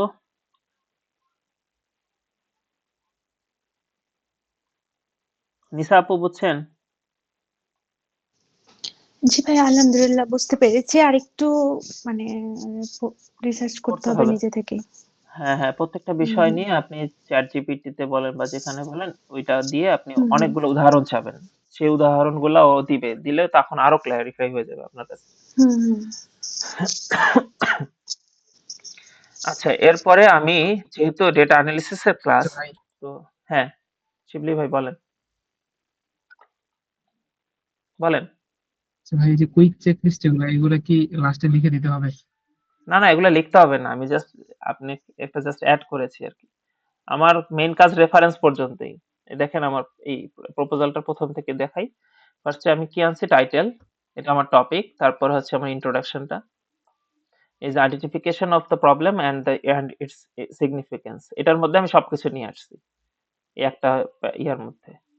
তারপর অবজেক্টিভ এনেছি, তারপর আমার মেথোডোলজিটা এনেছি, তারপর ডেটা কালেকশনের মেথড মানে ফুলটাই মেথোডোলজি, এরপরে হচ্ছে টাইম ফ্রেম, তারপরে হচ্ছে রেফারেন্স। এই পর্যন্তই শেষ, রেফারেন্সের পড়ার কিছু নেই। আমি এই নোটটা পড়বেন, এটা নোট পড়ে এই প্রত্যেকটা বিষয়গুলো নিয়ে আপনারা আলাদাভাবে এআই কে দিয়ে অথবা হচ্ছে গুগল সার্চ করে করে আরো জানবেন। আপনার মেইন হচ্ছে স্ট্রাকচার, এই যে এই টপ এই যে পয়েন্টটা, সেকেন্ড পয়েন্ট, এই স্ট্রাকচারে যা আছে সেইটা হচ্ছে আপনার প্রপোজালের ভিতরের বিষয়, এই আই মানে রেফারেন্স পর্যন্ত। তো সেকেন্ড টপিক সেটা হচ্ছে, যেহেতু ডেটা অ্যানালিসিস এর ক্লাস আর এর প্রথম ক্লাস আজকে আপনাদের, তো কিছু বেসিক বিষয় আপনাদের জানা উচিত স্ট্যাটিস্টিক্স এর। একদম মিনিমাম যেটুকু নলেজ না নিয়ে শুরু করা যাবে না, সেইটুকু নিয়ে আমি কথা বলি। সেটা হচ্ছে, আপনি যেহেতু রিসার্চ করবেন, তো অবশ্যই আপনার রিসার্চ মানে সরি ডেটা অ্যানালিসিস করবেন। তো ডেটাটা আসলে কিসের উপর ডিপেন্ড করে? ডেটাটা ডেটাটা হচ্ছে একটা পপুলেশনের উপরে, মানে পপুলেশনের ডেটা, এটা হতে পারে আপনার কোয়ালিটেটিভ অথবা কোয়ান্টিটেটিভ ডেটা। এই পপুলেশন, টোটাল পপুলেশন নিয়ে তো কাজ করা, আমি একটু আগেই সবকিছু বলেছি যে পপুলেশন আর স্যাম্পল কি জিনিস, তাও আরেকবার বলতেছি। তো টোটাল পপুলেশন নিয়ে তো আপনি কাজ করার সুযোগ নাই, কারণ টোটাল পপুলেশন তো অনেক বেশি। যেমন আইএলটিএস এর স্টুডেন্ট যারা, এটা গ্রামার দিকে তারা হতে পারে 10,000 বা তারও বেশি হতে পারে। তো এতগুলো মানুষের থেকে আপনি তো ডেটা কালেক্ট করতে পারবেন না। তো আপনার র্যান্ডমলি আপনার স্যাম্পল সেট করতে হবে, এদের ভিতর থেকে নিতে হবে র্যান্ডমলি। তো এটা এটার ডেটা কালেকশনের বিষয়টা একটু পরে আলোচনা করতেছি। তো আপনি এই 10,000 থেকে যে 100 জন বা এর থেকে ধরুন 500 জনই নিলেন, সেটা হবে আপনার স্যাম্পল। যারা এই স্যাম্পল যেটা সেটা কিনা আপনার হচ্ছে পুরা পপুলেশনকে রিপ্রেজেন্ট করবে, তখন এটা ঠিক থাকবে। তখন এই মানে ইয়াটা থেকে আপনি কাজ করতে পারবেন। যেমন আমি ছবিটা থেকেই দেখা যায়, এই ছবিতে ছেলে মেয়ে বুড়া সবাই আছে, মিডল এজ আছে, ছোট মেয়ে আছে, বড় মেয়ে আছে আছে। তো এখান থেকে আমি একটা স্যাম্পল নিলাম যেখানে আহ, বয়স্ক মহিলাও আছে, বয়স্ক পুরুষও আছে, মিডল এজ ছেলেও আছে, ছোট ছেলেও আছে, ছোট মেয়েও আছে। তখন এটা মোটামুটি এই ফুল পপুলেশনকে রিপ্রেজেন্ট করতে পারে। তো এরকম আর কি। পপুলেশন কি, population is the entire group of individuals or items that a study is interested in. এটা মানুষও হতে পারে, অথবা যে কোনো জিনিসপত্র হতে পারে, কেমিক্যাল হতে পারে, ইনসেকটিসাইড হতে পারে, তারপরে কোনো কাজ হতে পারে, যে কিছু হতে পারে, যা নিয়ে আপনি রিসার্চ করবেন সবকিছুই। আর while a sample is a smaller manageable subset of the population from which data is actually collected, population থেকে একটা সাবসেট নিলাম আর কি। এই এখন প্যারামিটার কি? প্যারামিটার হচ্ছে a number that describes something about the whole population, পুরা পপুলেশনের বিষয়ে কোনো কিছু ডেসক্রাইব করে এরকম নাম্বার হচ্ছে প্যারামিটার। এটা হতে পারে ফুল পপুলেশনের সংখ্যা, নাম্বার, এটা একটা কমন নাম্বার হতে পারে, অথবা হচ্ছে এজ রেঞ্জ হতে পারে, বিভিন্ন কিছু হতে পারে। তারপরে এই ফুল পপুলেশনে কতগুলো পুরুষ কতগুলো নারী, এইরকম সংখ্যা এটা হতে পারে। ধরেন 1000 মানুষের মধ্যে 500 জন নারী, এই 500 ওয়ার্ডটা হচ্ছে প্যারামিটার, এরকম। আর স্যাম্পল স্ট্যাটিস্টিক্স হচ্ছে a number that describes something about the sample, স্যাম্পলের যে নাম্বারটা স্যাম্পলের কোনো কিছু ডেসক্রাইব করতেছে সেটা হচ্ছে স্যাম্পল স্ট্যাটিস্টিক্স।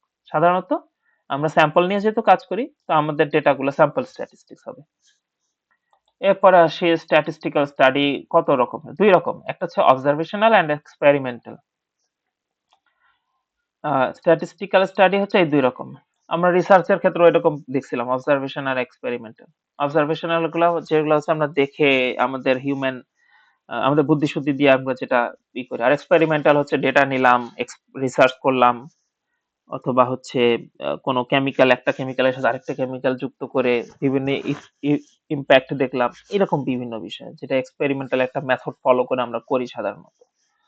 ঠিক আছে, কি কারণে করি স্ট্যাটিস্টিক্যাল স্টাডি গুলা? আমাদের কজ অফ থিংস, মানে প্রবলেমের সলিউশন বের করি, প্রবলেমের কারণ বের করি, অথবা কোনো কোয়েশ্চেন আছে সেই কোয়েশ্চেনের অ্যান্সার বের করি। এগুলা।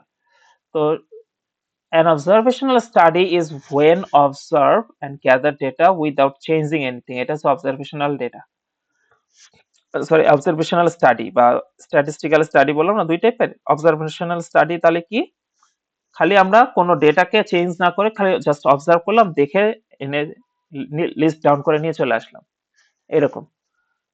ধরেন আমি পলিনেটর নিয়ে কাজ করছি, আমি ধরেন দেখেছি যে ভোর বেলায় অথবা বিকাল বেলায় পলিনেটর মাঠে কম থাকে, এটা আমার অবজারভেশনে আসছে, সেটা আমি লিখে নিয়ে আসছি। আমি এখানে এই ডেটার উপর আমার কোনো হাত নাই, এটা হচ্ছে অবজারভেশনাল। আর এক্সপেরিমেন্টাল স্টাডিজ আর বেটার দ্যান অবজারভেশনাল স্টাডিজ কেন বললাম? কারণ এখানে আমি ডেটা উপরে আমার হাত থাকে। আর এটা অবশ্যই একটা মেথোডোলজি ফলো করে হয়, একটা কি বলবো, যে ওই যে কাজগুলো অবশ্যই ডেটা নির্ভর হয়। আমি ডেটা যেগুলা কোয়ান্টিটেটিভ হোক কোয়ালিটেটিভ হোক, যে ডেটাগুলো আমরা সরাসরি কালেক্ট করতেছি, যেমন কোয়েশ্চেনিয়ার তৈরি করতেছি, অথবা হচ্ছে আহ, কি বলে কাউন্ট করতেছি সংখ্যা, হ্যাঁ, তো এগুলি এনে এগুলোকে অ্যানালিসিস করতেছি, করে তারপরে এটার একটা রেজাল্টে আসতেছি। এই কারণে আমরা বলি যে এক্সপেরিমেন্টাল স্টাডি আর বেটার দেন অবজারভেশনাল স্টাডি। কিছু একটা দেখে আসলাম, রিপোর্ট করে দিলাম, শেষ। এখন আমার দেখায় ভুল হইতে পারে, তাই না? কিন্তু এক্সপেরিমেন্টে ভুল হওয়ার চান্স কম। যদি আমি প্রপার মেথোডোলজি ফলো করি, তাহলে কিছু না কিছু রেজাল্ট ভালো বের হবেই। ঠিক আছে, তো এই কারণে এক্সপেরিমেন্টাল স্টাডি বেটার। তারপরে আসি হচ্ছে এবার আসি ডেটা কালেকশনের বিষয়টা, স্যাম্পলিং মেথড। যেহেতু পপুলেশন নিয়ে কাজ করতে পারবো না, পপুলেশনের স্যাম্পল নিলাম, স্যাম্পলের উপরে কাজ করব। তো স্যাম্পলিং যে করব, পপুলেশন থেকে যে স্যাম্পল গুলাকে বের করে নিয়ে আসবো, তারপরে সেইটা স্যাম্পল অনুসারে আমরা সে স্যাম্পলের ডেটা থেকে কাজ করব। তো স্যাম্পলিং এর মেথডটা জানা লাগবে। তো স্যাম্পলিং মেথড কি কি আছে দেখি। র্যান্ডম স্যাম্পলিং, র্যান্ডমলি যে পপুলেশনটা আছে সেখান থেকে র্যান্ডমলি পিক আপ করলাম। এতে করে কি হয়, ওই ইকুয়াল চান্স থাকে সবার সিলেক্টেড হওয়ার জন্য। ধরেন আমি অনেকগুলো মানুষ আছে, সেখান থেকে আমি সব বাচ্চাদেরকে নিয়ে আসছি, এটা হলে ইকুয়াল চান্স থাকলো না, এটা র্যান্ডমলি সিলেক্ট হলো না, এটা আমার ইন্টেনশনাল হয়ে যাবে, কনভেনিয়েন্স স্যাম্পলিং হয়ে যাবে। সেকেন্ড যে টাইপটা কনভেনিয়েন্স স্যাম্পলিং, এটা হয়ে যাবে, এটা বায়াসনেস থাকবে। এই টাইপের কাজে রিসার্চের আমাদের কোনো দরকার হবে, মানে এগুলো আসলে ইউজলেস। তো তারপর হচ্ছে যে এখানে not be similar enough to the population, convenience sampling. যেমন ধরেন ওই যে আমি বললাম খুব সব বাংলাদেশি মানুষদের মধ্যে থেকে আমি যুবকদেরকে নিলাম, যাদের বয়স কম, এদেরকে নিয়ে আমি এটা দিয়ে বললাম যে বাংলাদেশের মানুষ অনেক পাওয়ারফুল, বাংলাদেশের মানুষের অনেক বুদ্ধি, এরকম করলাম। এতে কি, এটা কনভেনিয়েন্স স্যাম্পলিং হলো। আমি বৃদ্ধদেরকে, ছোট বাচ্চাদেরকে আমি কাউন্টই করলাম না, তাহলে কিন্তু আমি ওভারঅল বাংলাদেশি মানুষদের কথা বলতে পারতেছি না। তো এই টাইপের রিসার্চ তো ইউজলেস। তো এই জন্য আমাকে র্যান্ডম স্যাম্পলিং করতে হবে, অথবা কোনো সিস্টেমেটিক স্যাম্পলিং করতে হবে, অথবা স্ট্র্যাটিফাইড অথবা ক্লাস্টার্ড স্যাম্পলিং করতে হবে। এগুলো হচ্ছে কাজের স্যাম্পলিং। সিস্টেমেটিক স্যাম্পলিং কি? আমাদের একটা সিস্টেম ফলো করে করা, যেমন every third on a list. ধরেন একটা বিশাল লিস্ট আনলো, যে মানে প্রত্যেকটা লিস্টের তৃতীয় যে, সেইটাকে আমি পিক করতেছি। আমাকে ধরেন 10টা লিস্ট দেওয়া হলো, এই 10টা লিস্ট থেকে যে থার্ড, সেই থার্ড পার্সনটাকে আমি সিলেক্ট করতেছি, যে থার্ড হচ্ছে তাকে সিলেক্ট করতেছি। অথবা 10টা জিনিস দেওয়া হলো, 10টা টাইপের জিনিস দিলো, সেটার একটু ফার্স্ট যেটা, সেটাকে পিক আপ করতেছি, যেটা ফার্স্ট সেটাকে পিক আপ করতেছি। এটা একটা নিয়ম ফলো করে করতেছি, বা একটা কি বলবো, এটা সিস্টেমেটিক ওয়ে ফলো করতেছি। এইটাকে আমরা সিস্টেমেটিক স্যাম্পলিং বলতেছি। তো আপনি যদি এই টাইপের ডেটা কালেকশন করেন, তাহলে আপনার মেথোডোলজির মধ্যে বলে দিবেন যে আপনি এই সিস্টেমেটিক ওয়ে ফলো করে এই ডেটা কালেক্ট করছেন, আপনাকে বলে দিতে হবে। অথবা র্যান্ডম স্যাম্পলিং করলে সেটাও বলে দিতে হবে মেথোডোলজির মধ্যে, যখন এই যে আপনি আপনার থিসিস লিখবেন অথবা পেপার যাই লিখবেন, ওই মেথোডোলজির মধ্যে আপনি বলে দিতে হবে। এরপর আসে স্ট্র্যাটিফাইড স্যাম্পলিং। স্ট্র্যাটিফাইড স্যাম্পলিং হচ্ছে, এটা একটা স্মলার গ্রুপ। যেমন আমি এজ গ্রুপ বললাম একটু আগে, যে আমি পুরো বাংলাদেশি মানুষদের মধ্যে থেকে আমি 24 থেকে 35 যাদের বয়স, এই এরকম এজ গ্রুপের উপরে আমি কাজ করেছি। এটাকে আমি স্ট্র্যাটিফাইড স্যাম্পলিং বলতে পারবো।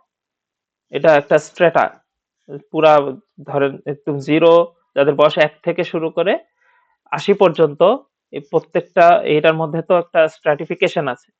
যারা শিশু একটা একটা রেঞ্জ, কিশোর একটা রেঞ্জ, যুবক একটা রেঞ্জ, মিডল এজ একটা রেঞ্জ, বয়স্ক যারা, বৃদ্ধ যারা, তাদের একটা রেঞ্জ। এগুলো এক একটা স্ট্র্যাটা বা ধাপ বা স্তর। তো আমরা যে কোনো একটা স্তর নিয়ে কাজ করতেছি, এটাকে আমাদের স্পেসিফাই করতে হবে যে না, আমরা যুবকদেরকে নিয়ে কাজ করেছি। ঠিক আছে? এটা অবশ্যই স্ট্র্যাটিফাইড স্যাম্পলিং আর কনভেনিয়েন্স স্যাম্পলিং এক না। কিন্তু কনভেনিয়েন্স স্যাম্পলিং দিয়ে কি হয়, সেটা হচ্ছে আমি একটা স্ট্র্যাটা নিয়ে কাজ করলাম, কিন্তু আমি রিপ্রেজেন্ট করতে চাচ্ছি যে পুরো পপুলেশন, তাহলে এটা হবে না, তাহলে ইউজলেস। কিন্তু আপনি যখন স্পেসিফাই করবেন যে আপনি একটা স্ট্র্যাটা নিয়ে কাজ করেছেন, তখন সেই তখন কিন্তু এটা আবার ভ্যালিড হলো। তখন কারণ তো আপনি বলেই দিচ্ছেন যে আপনি এত বয়স থেকে এত বয়সের মানুষদেরকে নিয়ে কাজ করছেন। অথবা যে কোনো একটা প্রফেশনে আছে যারা, যেমন টিচার্সদের নিয়ে কাজ করেছে, যত টিচার্স আছে বাংলাদেশের সবাইকে নিয়ে কাজ করেছেন, এরকম একটা স্ট্র্যাটিফাইড স্যাম্পলিং করেছেন, তখন এটা আবার ভ্যালিড রিসার্চ হবে। আরেকটা আছে ক্লাস্টার্ড স্যাম্পলিং। এটাও স্মলার গ্রুপ, কিন্তু এটাও র্যান্ডমলি চুজ করে। ঠিক আছে? এটাও র্যান্ডমলি চুজ করে। ক্লাস্টার্ড স্যাম্পলিংটা কেমন হতে পারে? যেমন র্যান্ডম স্যাম্পলিংটা ছিল হচ্ছে পুরো সব মানুষের ভিতর থেকে আমি র্যান্ডমলি পিক করেছি, এরকম। আর ক্লাস্টার্ড স্যাম্পলিং হচ্ছে, ধরেন এই যে শিশু থেকে আমি 10 জনকে নিলাম, কিশোর থেকে 10 জনকে নিলাম, তারপরে হচ্ছে যুবক থেকে 10 জনকে নিলাম, মিডল এজ থেকে 10 জনকে নিলাম, বৃদ্ধ থেকে 10 জন নিলাম। এই প্রত্যেকটা ছোট ছোট স্মলার গ্রুপ হচ্ছে ক্লাস্টার। ঠিক আছে? এই যে 10 জনকে নিলাম শিশু থেকে, এটাও র্যান্ডমলি সিলেক্টেড। এই যে 10 জন বৃদ্ধ থেকে নিলাম, এটাও র্যান্ডমলি সিলেক্টেড। এগুলো হচ্ছে ক্লাস্টার্ড স্যাম্পলিং। তো এটা হচ্ছে আপনার ডেটা কালেকশন মেথড, সোজা কথা, স্যাম্পলিং করার মেথড। এগুলো থেকে আপনি তারপরে এদের উপরে মেইনলি আপনার বাকি রিসার্চ গুলো করবেন। এগুলো, এই যে স্যাম্পলিং করলেন, এখন এই স্যাম্পল গুলো থেকে আপনার ডেটা গুলো নিতে হবে মেইনলি। এটা হবে হয় কোয়ালিটেটিভ, নইলে কোয়ান্টিটেটিভ ডেটা হবে। ঠিক আছে? কোয়ালিটেটিভ ডেটা কিরকম, সেটা তো আপনারা আগেই জানেন। এটা কোনো নিউমেরিক্যাল কোনো কিছু দিয়ে ডেসক্রাইব করা যাবে না, এটা হচ্ছে কোয়ালিটেটিভ ডেটা। যেমন is sorted into different categories that can be described directly by numbers. It is a qualitative data. Example কি brands, nationality, professions. হ্যাঁ, তো এই জিনিসগুলো হচ্ছে কোয়ালিটেটিভ। যেমন ওই যে আইএলটিএস এর স্টুডেন্টরা কি কি ব্যারিয়ার ফেস করে, এগুলো কোয়ালিটেটিভ ডেটা। ইন্টারভিউর মাধ্যমে আমরা অথবা কোয়েশ্চেনিয়ার সলভিং এর মাধ্যমে, কোয়েশ্চেনিয়ার মানে কোয়েশ্চেনের অ্যান্সার দেওয়ার মাধ্যমে আমরা এইভাবে ডেটাগুলো কালেক্ট করি। আর কোয়ান্টিটেটিভ ডেটা কি ডেসক্রাইবড বাই নাম্বারস, নাম্বার দিয়ে সরাসরি যেসব ডেটাগুলো আমরা ডিসক্রাইব করতে পারি সেটা হচ্ছে কোয়ান্টিটেটিভ ডেটা। সরাসরি যেমন অ্যাভারেজ বের করা, রেঞ্জ বের করা, তারপরে হচ্ছে কি বলবো মিন, মিডিয়ান, মোড এগুলি বের করা, এগুলি হচ্ছে কোয়ান্টিটেটিভ ডেটা। আরো অনেক টাইপের স্ট্যাটিস্টিক্যাল বিষয় থাকে, আমরা সামনে আস্তে আস্তে শিখবো এগুলো। তো স্ট্যাটিস্টিক্স তো দুই রকমের, এটা মনে হয় এসপিএসএস এর ক্লাসে বলেছিল, ডেসক্রিপটিভ আর ইনফারেন্সিয়াল স্ট্যাটিস্টিক্স। এই যে স্ট্যাটিস্টিক্স গুলা, এগুলো আপনাদের ইন ডিটেল শিখতে হবে। আমি জাস্ট মেনশন করে দিছি, এগুলো নিয়ে আপনারা কিন্তু পড়াশোনা করবেন। ইনফারেন্সিয়াল স্ট্যাটিস্টিক্স কি, যেমন হচ্ছে নর্মাল ডিস্ট্রিবিউশন, তারপরে টি ডিস্ট্রিবিউশন, সরি ইনফারেন্সিয়াল করে আমি ডেসক্রিপটিভ নিয়ে আগে বলি। ডেসক্রিপটিভ হচ্ছে histogram, bar graph, pie chart, box plot, average, main, median, mode, এগুলো তো আপনারা জানেন মনে হয় মেইন, মিডিয়ান, মোড কি জিনিস। তারপরে স্ট্যান্ডার্ড স্ট্যাটিস্টিক্যাল ভেরিয়েশন, রেঞ্জ, কোয়ার্টাইলস অথবা পার্সেন্টাইলস, তারপরে হচ্ছে স্ট্যান্ডার্ড ডেভিয়েশন, এই বিষয়গুলো, এগুলো আমি এই প্রত্যেকটা নিয়ে ছোট ছোট করে আলোচনা করবো, যে আর নিয়ে যখন কথা বলবো না এর ভিতরে আসবে, ঠিক আছে, এর ভিতরে আসবে আস্তে আস্তে। এই যে ম্যাট্রিক্স, এই যে এরকম কয়েকটা বিষয় নিয়ে আমরা আলোচনা করবো স্ট্যাটিস্টিক্স এর। আর নিয়ে যখন ডিটেল আলোচনা করবো তখন এই বিষয়গুলো আসবে। তবে আপনাদের আরো বিশদভাবে জানতে হবে, দরকার হলে আপনারা ওই যে খান একাডেমির থেকে স্ট্যাটিস্টিক্স এর কোর্স করতে পারেন ফ্রি। খান একাডেমির ভিডিওগুলো তো ফ্রি, ওখান থেকে স্ট্যাটিস্টিক্স এর কোর্স করতে পারেন। আপনাদেরকে খুব ভালো ডেটা অ্যানালিস্ট হতে গেলে কিন্তু অনেক কিছু শেখা লাগবে। তারপরে ইনফারেন্সিয়াল স্ট্যাটিস্টিক্স কি, এখানে কতগুলো লিস্ট আছে, আমি টুকটাক যে কয়টা আমাদের এই লিস্টের মধ্যে পড়বে এগুলা থেকে আমরা আপনাদেরকে দেখাই দেব। আরো ইন ডিটেল আপনাদের কোর্স আছে, ফ্রি কোর্স, এগুলো খান একাডেমি থেকে করতে পারেন। এরপরে আমরা যখন ডেটা অ্যানালিসিস করব,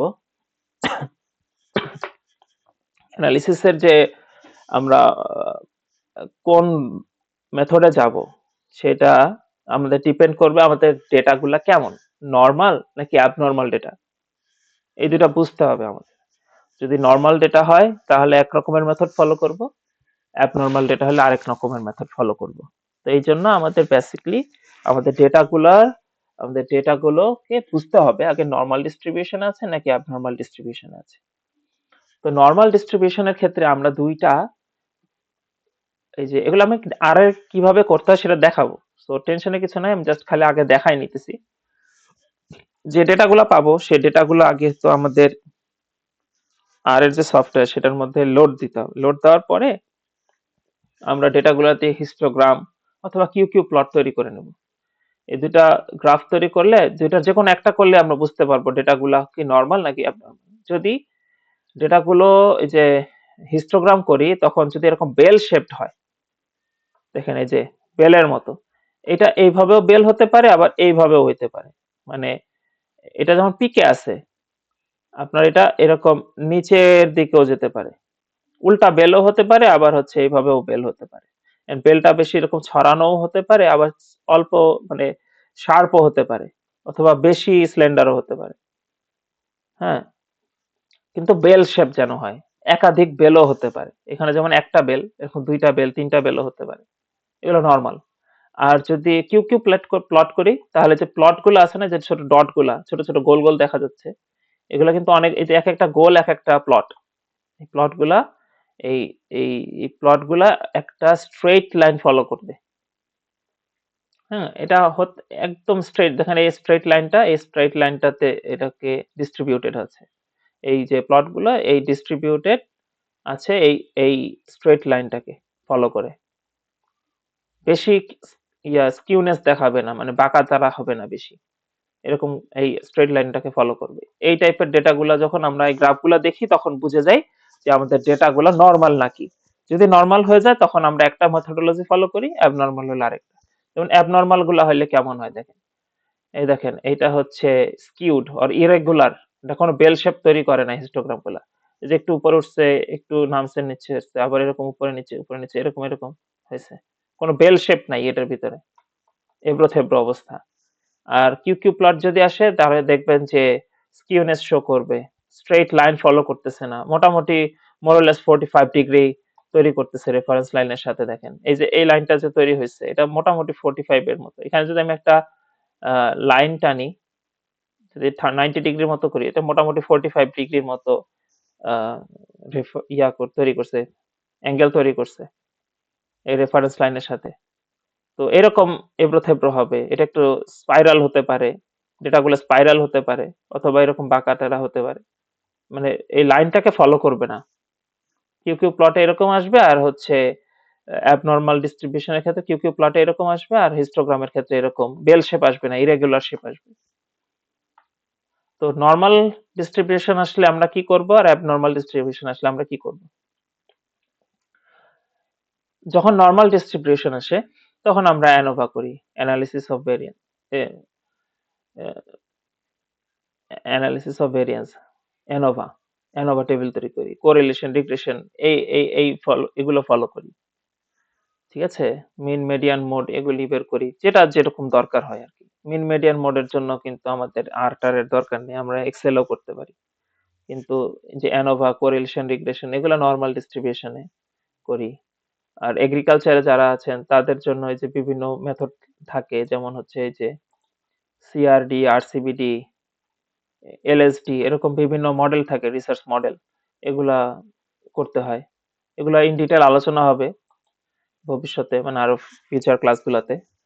তো আপাতত এই পর্যন্তই দেখাবো। আর অ্যাবনর্মাল ডিস্ট্রিবিউশন হলে তো আমরা কয়েকটা মেথড ফলো করতে পারি, ডেটাগুলা ট্রান্সফর্ম করে নিতে পারি। হুম, এই বিভিন্ন ম্যাথমেটিক্যাল ফাংশন ব্যবহার করে এই ডেটাগুলোকে আমরা ট্রান্সফর্ম করি, অথবা নন প্যারামেট্রিক মেথড গুলো ফলো করি। এই যে নর্মাল ডিস্ট্রিবিউশন আসলে আমাদের প্যারামেট্রিক স্ট্যাটিস্টিক্যাল টেস্ট গুলা করতে হয়, প্যারামেট্রিক মেথড যেটাকে অ্যানোভা, কোরিলেশন, রিগ্রেশন বলতেছি। আর নন প্যারামেট্রিক মেথড হচ্ছে এই কাই স্কোয়ার টেস্ট আছে, আরো বিভিন্ন টেস্ট আছে। আমরা নন প্যারামেট্রিক এর প্যারামেট্রিক এর মধ্যে আপনাদেরকে অ্যানোভা, কোরিলেশন, রিগ্রেশন কিন্তু এসপিএসএস এ দেখানো হয়েছে, আর এর মধ্যেও আমরা দেখাবো এগুলো। আর হচ্ছে অ্যাবনর্মাল ডিস্ট্রিবিউশনের মধ্যে আমরা নন প্যারামেট্রিক টেস্ট এর মধ্যে কাই স্কোয়ার টেস্ট দেখাবো। আর ম্যাথমেটিক্যাল ফাংশন অ্যাপ্লাই করা এটা আপনাদেরকে আমরা দেখাতে পারবো না, কারণ এটা দেখাতে হলে আপনাদেরকে অবশ্যই লিনিয়ার অ্যালজেব্রা, মাল্টিভেরিয়েবল ক্যালকুলাস, এরকম বিভিন্ন ম্যাথমেটিক্যাল বিষয় জানতে হবে, কিন্তু এটা তো আমরা আপনাদেরকে করানোর মতো সময় নেই, অথবা হচ্ছে এটা আপনাদেরকে পার্সোনালি শিখতে হবে, লিনিয়ার অ্যালজেব্রা, মাল্টিভেরিয়েবল ক্যালকুলাস। তাহলে এই 3টা ক্লাস আপনি একটু চেষ্টা করবেন যে 3টা কোর্স আপনার ইয়া কি বলে এটা, খান একাডেমি, হ্যাঁ, খান একাডেমি থেকে লিনিয়ার অ্যালজেব্রা আর মাল্টিভেরিয়েবল ক্যালকুলাস আর হচ্ছে স্ট্যাটিস্টিক্স, এই 3টা কোর্স খান একাডেমি থেকে করবেন। সব করার দরকার নেই, সব ক্লাস করার দরকার নেই, সেটা লিস্ট আছে আমার কাছে যে এই বিষয়গুলো করলেই হয়। তো সেই বিষয়গুলো আপনাদেরকে দেখাবো, কারণ সব কারা করে, যারা ইঞ্জিনিয়ার অথবা হচ্ছে ফিজিক্স নিয়ে পড়তেছে, মানে ওই টাইপের সায়েন্স নিয়ে যাবে, যারা অ্যাস্ট্রোনমি বা ইঞ্জিনিয়ারিং এইসব জিনিসপত্র নিয়ে পড়বে, তারা সবকিছু পড়ে। কিন্তু যারা বিজনেসের আছে অথবা আমাদের লাইফ সায়েন্সের যারা আছে, তাদের কিন্তু সব দরকার নেই, সব অ্যানালিসিস জানার দরকার নেই, যতটুকু জানলেই হয়। বিজনেস অ্যানালিস্ট হতে, অথবা হচ্ছে আমাদের ইকোনমিস্ট হতে, অথবা হচ্ছে এই লাইফ সায়েন্সের রিসার্চ গুলো করতে যতটুকু দরকার হয় ততটুকু খান একাডেমি থেকে কতটুকু করবেন সেটার আমি লিস্ট দিয়ে দেবো আপনাদের। তো খান একাডেমি থেকে আপনাদের পার্সোনাল নিজে থেকে এগুলো শিখতে হবে, লিনিয়ার অ্যালজেব্রা, মাল্টিভেরিয়েবল ক্যালকুলাস আর হচ্ছে স্ট্যাটিস্টিক্স। এই 3টা ক্লাস মাস্ট করতে হবে, নইলে আপনারা আহ, মানে একদম পুরোপুরি আলাদাভাবে ডেটা অ্যানালিস্ট বলতে পারবে না নিজেকে। আপনারা রিসার্চার হতে পারেন। এখন রিসার্চাররা কিন্তু ভালোভাবে সব ডেটা অ্যানালিসিস করতে পারে এমন না। মানে বুঝে ডেটা অ্যানালিসিস করা এই জিনিসটা কিন্তু সবাই পারে না। এই ডেটা অ্যানালিস্ট ছাড়া। আমরা রিসার্চাররা কিভাবে ডেটা অ্যানালিসিস করি? আমরা করি কি, আমাদের ধরেন যেসব প্রবলেম গুলা, যেমন এই যে অ্যানোভা, কোরিলেশন, রিগ্রেশন, কাই স্কয়ার টেস্ট কিভাবে করে, হ্যাঁ, তারপরে এই যে সিআরডি, আরসিবিডি যে দেখাইলাম, যে এই জিনিসগুলা, এগুলা কিভাবে, এই মেথড গুলো আমরা কিভাবে ফলো করি, প্রত্যেকটার জন্য আর এর যে কোড, যে আর স্টুডিওর মধ্যে যে আমরা প্রোগ্রামিং ল্যাঙ্গুয়েজটা ব্যবহার করি, এটার যে কোডগুলা, এই কোডগুলা আমাদের কাছে থাকে। এগুলো আমরা ইভেন আপনি অনলাইনেও ফ্রি পাবেন এই কোডগুলা। ধরেন আপনি চান যে এই টাইপের ডেটা আছে, এই টাইপের ডেটা আমি এই মেথডটা ফলো করে অ্যানালিসিস করব।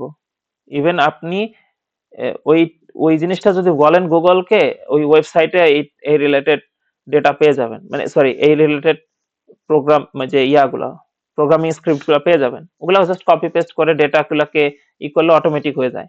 অনেক সহজ এভাবে করা। কিন্তু অ্যাকচুয়ালি প্রোগ্রামিং ল্যাঙ্গুয়েজটাকে যে ব্যবহার করব, সেই জিনিসটা বুঝতে গেলে আপনাকে অবশ্যই যদি নর্মাল ডেটা হয় তাহলে কোনো সমস্যা নেই, কিন্তু অ্যাবনর্মাল ডেটা হলে অবশ্যই আপনাকে এটার ভিতরের জিনিস বুঝতে হবে, প্রোগ্রামিং ল্যাঙ্গুয়েজটা বুঝতে হবে।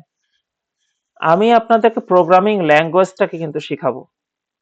হ্যাঁ, আমি আপনাকে প্রোগ্রামিং ল্যাঙ্গুয়েজের বেসিক্সটা ভালোভাবে শিখাই দেবো, কিন্তু পরে আপনি আরো এক্সপার্ট হতে গেলে আপনাকে এই নলেজগুলো লাগবে। লিনিয়ার অ্যালজেব্রা, মাল্টিভেরিয়েবল ক্যালকুলাস এবং স্ট্যাটিস্টিক্স এর নলেজগুলো লাগবে আরো বেশি এক্সপার্ট হতে গেলে। তো আমি বলবো না আমি এক্সপার্ট, আমি বেসিকটা জানি, এই বেসিকটা আপনাকে জানাবো। এবং কিভাবে এই যে যে কাজগুলো আমাদের রেগুলারলি করতে হয় রিসার্চের ক্ষেত্রে, সেই বিষয়গুলো আমরা ওই এই যে প্রোগ্রামিং ল্যাঙ্গুয়েজের যে স্ক্রিপ্ট গুলা ব্যবহার করে আমরা করি, সেইগুলো আপনাদেরকে শিখাই দেবো, যাতে অন্তত এই কাজগুলো আপনারা করতে পারেন। কিন্তু নিজেদেরকে আলাদাভাবে ডেটা অ্যানালিস্ট প্রমাণ করতে চাইলে আপনাদেরকে এই বেসিক গুলো শেষ করতে হবে। তারপরে এই তারপরে হচ্ছে আপনি ডেটা অ্যানালিসিস আরো ভালোভাবে শিখতে হবে। আপাতত রিসার্চার হতে গেলে যতটুকু লাগবে ততটুকু আপনারা জানবেন, ওইটা নিয়ে টেনশনের কিছু নাই। তো এই পর্যন্ত আজকে আমার এই ক্লাসগুলো। মানে এখানে আমি খুবই বেসিক কিছু জিনিস আলোচনা করেছি। এক নাম্বার হচ্ছে যে এইটুকু স্ট্যাটিস্টিক্স এর এইটুকু আলোচনা না করলেই নয়, কারণ আর শিখতে গেলে আমাদের এইটুকু বেসিক লাগবে। পপুলেশন স্যাম্পলিং, তারপর হচ্ছে স্ট্যাটিস্টিক্যাল স্টাডি কোনটা কি, তারপরে স্যাম্পলিং এর মেথড গুলো, ডেটা টাইপ, তারপর স্ট্যাটিস্টিক্স এর যে দুইটা টাইপ, আর হচ্ছে এই ডেটা গুলা নর্মাল কি অ্যাবনর্মাল সেটার একটা প্রমাণ, মানে জাস্ট কিভাবে দেখলে বুঝবো যে ডেটা নর্মাল কি অ্যাবনর্মাল, আর নর্মাল হলে কি করব, অ্যাবনর্মাল হলে কি করব, জাস্ট এইটুকু। আপাতত এইটুকু জানেন, এরপরে আমরা সরাসরি আর এ চলে যাব। তো আজকে আর এর কতটুকু জানবো সেটা হচ্ছে আর এর ইনস্টলেশন পর্যন্ত। ইউটিউবে অনেক ভিডিও আছে আর কিভাবে করে। ইনস্টল আর দিলে এসে পড়বে।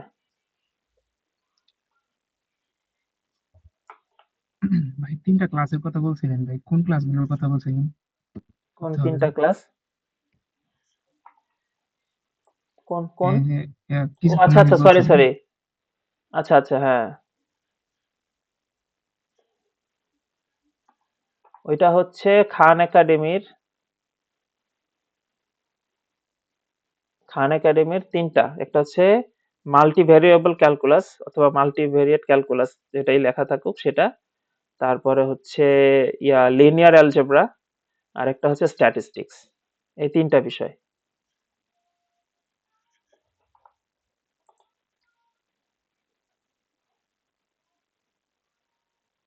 এই যে ডাউনলোড আর ফর উইন্ডোজ, এটা দিলে আর ডাউনলোড হয়ে যাবে। আর স্টুডিও আর আর দুইটাই আপনাদের ডাউনলোড করতে হবে। আমি আপনাদেরকে লিংক দিয়ে দেব। আর এবং আর স্টুডিও দুইটাই ইনস্টল করতে হবে। আমার তো ডাউনলোড করা আছে, মধ্যে আবার ইনস্টল করতেছি।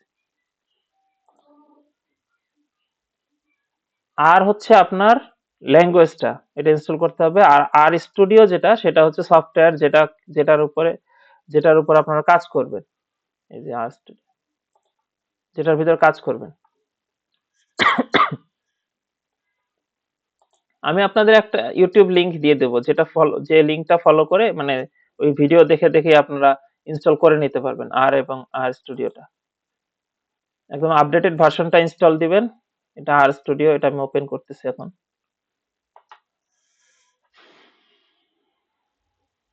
আজকে বেশি লোড হয়ে যাচ্ছে। আজকে কি শুধু এই ইনস্টলেশন প্রসেসই, মানে এরপর হবে কিছু?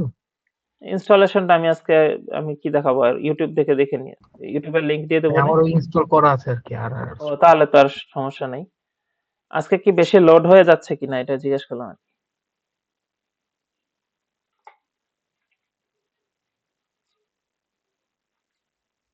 আচ্ছা, এক্সামটা কবে নেওয়া যায়?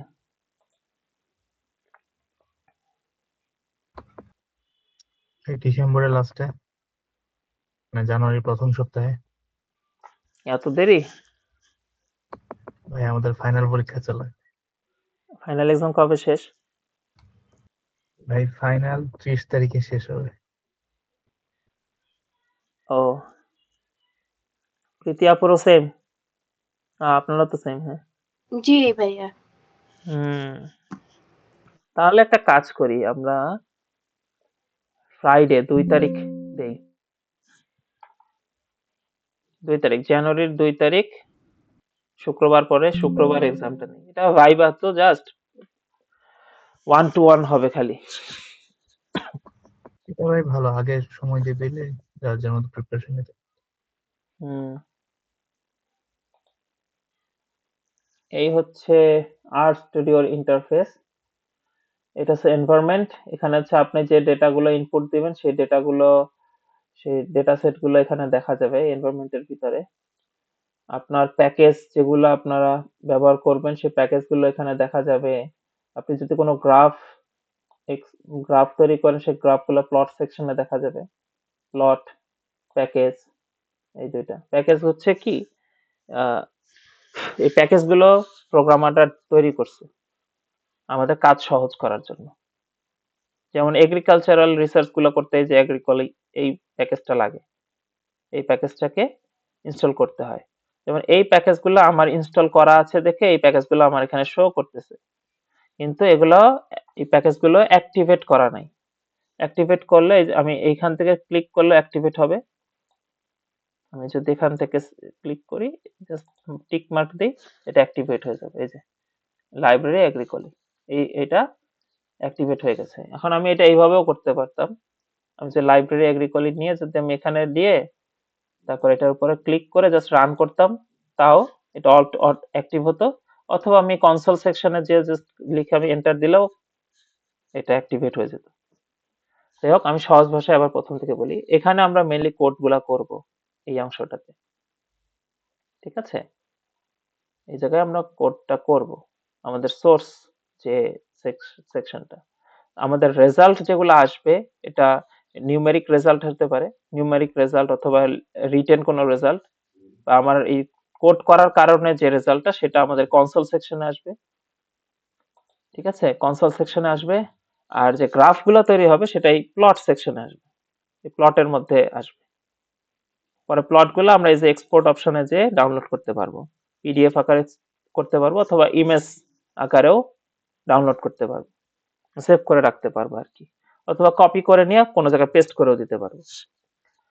তো এইখানে হচ্ছে আমরা মেইনলি এই করি, মানে কোডগুলা করি। তো আমরা ডেটাগুলা কিভাবে এটার ভিতর আনি, আমাদের যে ডেটা এগুলা কিভাবে আমরা লোড দেই, সেটা ইম্পোর্ট করি, যেটাকে বলি ইম্পোর্ট কিভাবে করি। তো আগে আমার আর ধরেন ইনস্টল হয়েছে, তাহলে আমি আরেকবার একটু বলি। আর ইনস্টল হয়েছে, আমার এই কাজগুলো করতে গেলে আবার কিছু লাইব্রেরি ইনস্টল করে নিতে হবে। এই যে লাইব্রেরি গুলো ইনস্টল করে নিতে হবে। যেমন আমাদের এই করতে গেলে আমাদের যত গ্রাফ তৈরি করতে হবে, এই গ্রাফের জন্য আমাদেরকে অবশ্যই ggplot2 ggplot2 এই লাইব্রেরিটাকে ইনস্টল করতে হবে। এগ্রিকালচারাল রিসার্চ গুলো করতে আমার এগ্রিকলি ইউজ করতে হয়।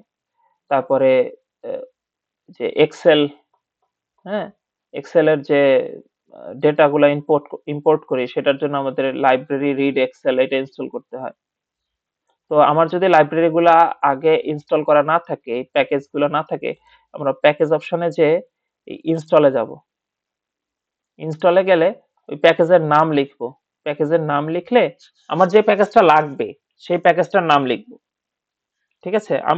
আমাদের জানতে হবে যে কোন প্যাকেজ কোন কাজে লাগবে। আমার রিসার্চের জন্য আমার কি কাজ লাগবে, কোন কোন প্যাকেজটা কোন কাজে লাগবে সেই প্যাকেজটা আমরা এখানে লিখলে, আমার যদি এখানে না থাকে আমি তো আগে দেখবো আমার প্যাকেজটা আছে কিনা। যদি না থাকে তাহলে আমি ওই প্যাকেজটার নাম লিখলে এখানে ইনস্টল দিলে ইনস্টল হয়ে যাবে।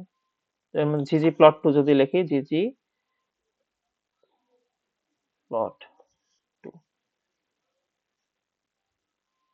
সরি বানান ভুল লিখছি, প্লট, হ্যাঁ জিজি প্লট টু। এই যে প্যাকেজটার নাম লিখলাম, ইনস্টল দিলাম, ইনস্টল হয়ে গেল। যেহেতু আমার আগে থেকে ইনস্টল করা আছে এই জন্য আমাকে একটা ওয়ার্নিং দিয়ে রাখছে, এটা অলরেডি আমার ইনস্টলড এই জন্য। ঠিক আছে, ইনস্টল হয়ে গেছে। এখন ইনস্টল তো হইলো ggplot2, কিন্তু এটাকে আমার এখানে লোড দিতে হবে। লোড দিতে হলে আমার এখান থেকে খুঁজে বের করতে হবে ggplot2টা আছে কিনা, কই আছে দেখতে হবে, হয়ে গেল প্যাকেজ। যদি না পাই এই যে আমি এখানে সার্চ দিলাম ggplot, এই যে ggplot2, এই যে এখানে সার্চের এখানে গেলে ggplot2 দিলে এই যে আসে পড়ছে। এটা লোড করা নাই, এই জন্য আমি এখান থেকে যে টিক দিয়ে দিলেই এটা লোড হয়ে যাবে। এটা টিক কাজ তো হইতেছে।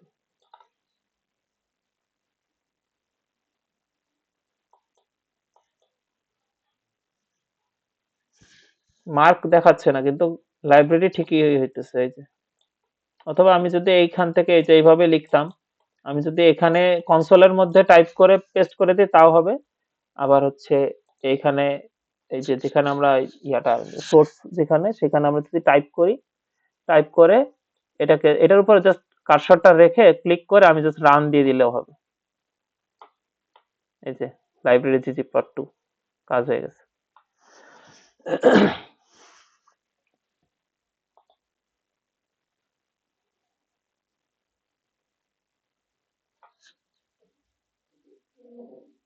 ও টিক হচ্ছে না কেন আমি বুঝছি, কারণ এটা ইনস্টলেশন এখনো কমপ্লিট হয়নি এই কারণে। ও এই যে ডান, ডান আসছে, এখন দেখি টিক হয় কিনা। তাও তো হইতেছে না, দেখবো না সফটওয়্যারের প্রবলেম কিছু মনে কোনো। যাই হোক। আর আমি যদি এই কনসোলের এখানে যদি ইনফরমেশন যাই আসুক, যাই রেজাল্ট আসুক, এটা যদি আমার দরকার না হয়, এটা আমি একবারে যদি ডিলিট করতে চাই, তাহলে যে এখানে দেখেন একটা ঝাড়ুর মতো আছে, ক্লিয়ার কনসোল যেটা, ক্লিক করলে অটোমেটিক চলে যাবে। আমি যদি চাই যে এই অংশগুলোকে নাই করে দিতে, সেটাও আমরা এই নাই করে দিতে পারবো, জাস্ট ডিলিট করে দিলেই চলে যাবে। এনভায়রনমেন্ট যদি ডিলিট করতে চাই তাহলে এখানে যে এই ইয়াটা আছে, ক্লিয়ার এনভায়রনমেন্ট। প্লট যদি চাই সেটা সেখানেও এরকম ব্রাশের মতো ইয়ে আছে, ক্লিক করলে চলে যাবে।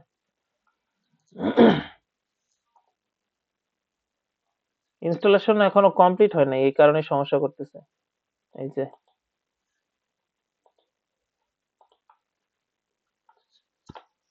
যাই হোক, এই হচ্ছে বিষয়। তাহলে কি কি শিখলাম আজকে?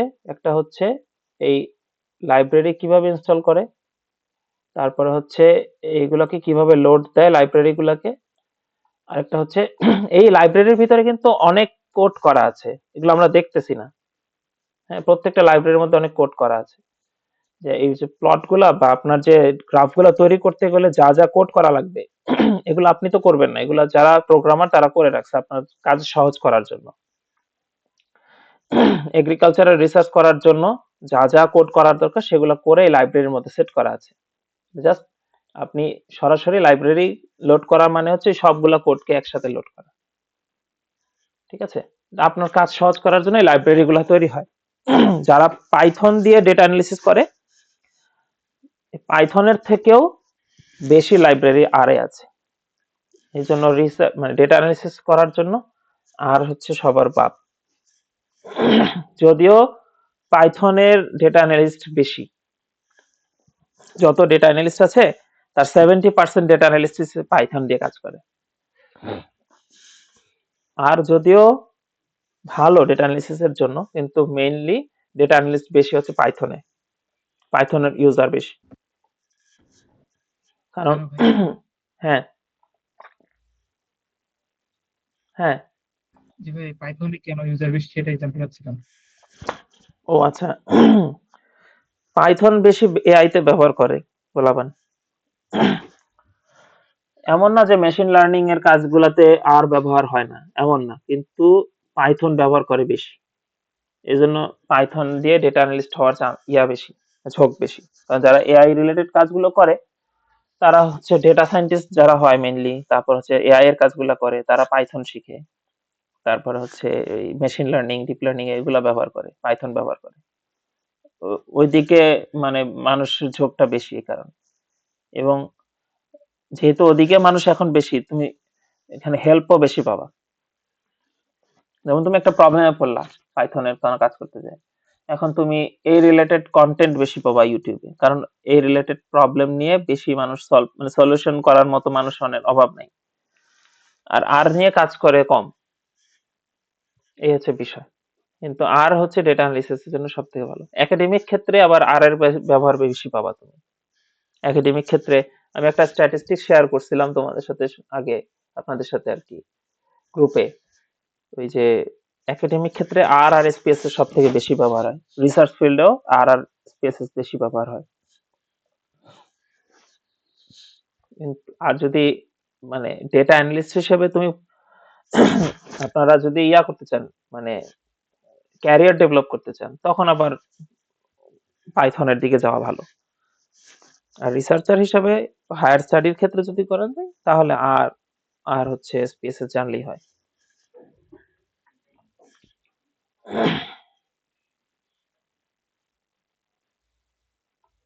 দেখি তো এখন ঠিক আছে কিনা। এই যে দেখছেন এখন হয়ে গেছে, এই যে the download source package are in, এটা ggplot2 ইনস্টল হয়ে গেছে, এই কারণে এখন টিক আসছে। ওই ইনস্টলেশন কমপ্লিট হয় না ওই সময়, এই কারণে এটা টিক দেওয়া যাচ্ছিল না। এখন ggplot2 রেডি ইসের জন্য। এখন আমরা যদি কোনো ডেটা ইনপুট দেই, তারপরে ওই ডেটা দিয়ে আমরা যদি গ্রাফ তৈরি করি, তখন নর্মাল ডিস্ট্রিবিউশন নাকি অ্যাবনর্মাল সেটা বুঝতে পারবো। আজকে শুধু প্যাকেজ ইনস্টলেশন দেখালাম। আপনারা একটা ইউটিউব ভিডিও শেয়ার করব যেটা দেখে আর এবং আর স্টুডিও ইনস্টল দিবেন, তারপরে আপনাদের প্যাকেজ যেগুলো লাগবে সেগুলো ইনস্টল করতে হবে। যেমন বিজনেসের ক্ষেত্রে কোন প্যাকেজ লাগে, এগ্রিকালচারের জন্য কোন কোন প্যাকেজ লাগে, যে এক্সেল এর ডেটা। ভাইয়া ক্লাসগুলা কবে পাবো? আজকেরটা আজকেই পেয়ে যাবেন। আমার ওই ওই ছেলের উপর, আমি যেটা করে আজকেই পেয়ে যাবেন। না, আজকেরটা আজকেই আচ্ছা, পেয়ে যাবেন। ঠিক আছে ভাইয়া। আর ভাইয়া ওই যে পরীক্ষার সিলেবাসটা যদি আরেকটু একটু ক্লিয়ার করে দিতেন আমার ভালো হতো। পরীক্ষার সিলেবাস হচ্ছে আমরা যা ম্যাটেরিয়াল রিসার্চ মেথোডোলজির জন্য দিয়ে দিছি এগুলা, প্লাস হচ্ছে এগুলা নিয়ে আরো ইন ডিটেল এআই ব্যবহার করে পড়বেন। ওটা আমি আজকে ক্লিয়ার করে দিচ্ছি দাঁড়া। আচ্ছা, তাহলে এই গেল আমার প্যাকেজ ইনস্টলেশন দেখালাম আপনাদেরকে। তারপর হচ্ছে এগুলাকে লোড কিভাবে দেয় প্যাকেজ সেটা দেখালাম। একটা হচ্ছে ম্যানুয়ালি আমি এখানে ক্লিক করে করছি, আবার অথবা হচ্ছে আমি প্যাকেজের নাম লাইব্রেরি, তারপরে এইভাবে লিখে জাস্ট টাইপ করে এইভাবে লিখে জাস্ট এটার উপর ক্লিক করে রান করলেও হবে, অথবা কন্ট্রোল এন্টার দিলেও হবে। কন্ট্রোল এন্টার হচ্ছে শর্টকাট, কন্ট্রোল এন্টার। ঠিক আছে, তো এই হচ্ছে বিষয়। আর ডেটা কিভাবে ইম্পোর্ট করে, ইম্পোর্ট ডেটা সেটে যাবেন, এই যে ডেটা সেট, ইম্পোর্ট ডেটা সেটে গেলে তারপরে এক্সেল যদি চান তো এক্সেল নিলেন, অথবা রিড আর টেক্সট ডকুমেন্ট যদি আপনি লোড দিতে চান তাহলে রিড আর এটা দিবেন।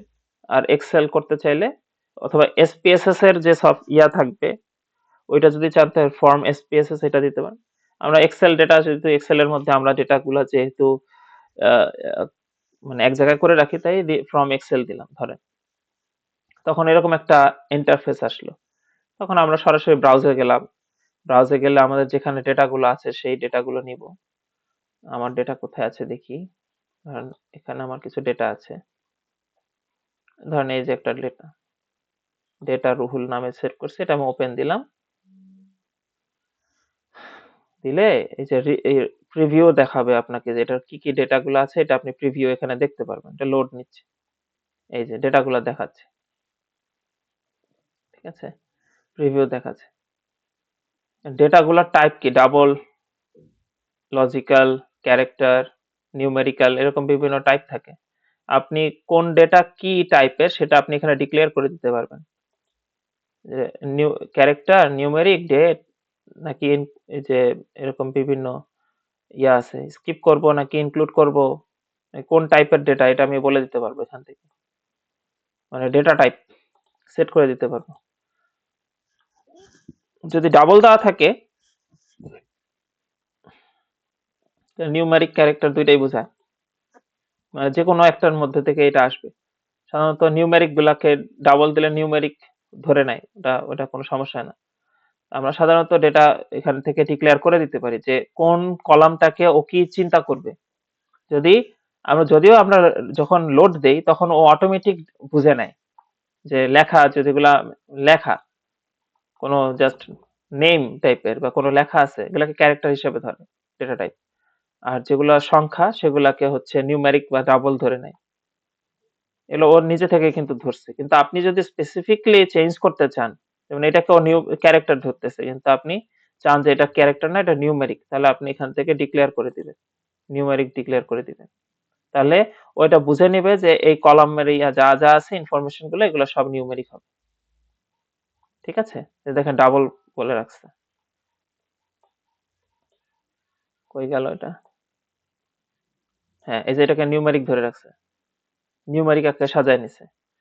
এরপরে আপনি ইম্পোর্ট দিলে অটোমেটিক এটা ইম্পোর্ট হয়ে যাবে, অথবা আপনি এই যে এখানে যে কোড প্রিভিউ আসছে, মানে যে কোডটা, এটা কিন্তু আপনার কাজের কারণে জেনারেট হয়েছে কোডটা।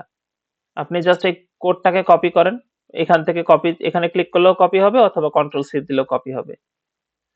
কপি করে অথবা এখান থেকে সরাসরি ইম্পোর্ট দিলেও ইম্পোর্ট হয়ে যাবে, অথবা আপনি যদি যে কোডটা কপি করেছেন, এই দেখেন ইম্পোর্ট হয়েছে দেখে এখানে দেখাচ্ছে, এই যে সোর্সের জায়গায় আপনার এই ইয়াটা দেখাচ্ছে। ঠিক আছে, এই যে এনভায়রনমেন্টটাও এখানে দেখাচ্ছে যে ডেটা রুহুল নামটা। ঠিক আছে, ডেটা রুহুল এখান থেকেও দেখা যাবে এনভায়রনমেন্টে। আর এটা এই যে সোর্সের জায়গাও এই যে কপি হয়েছে, এটাও দেখাচ্ছে আপনাকে ডেটা রুল।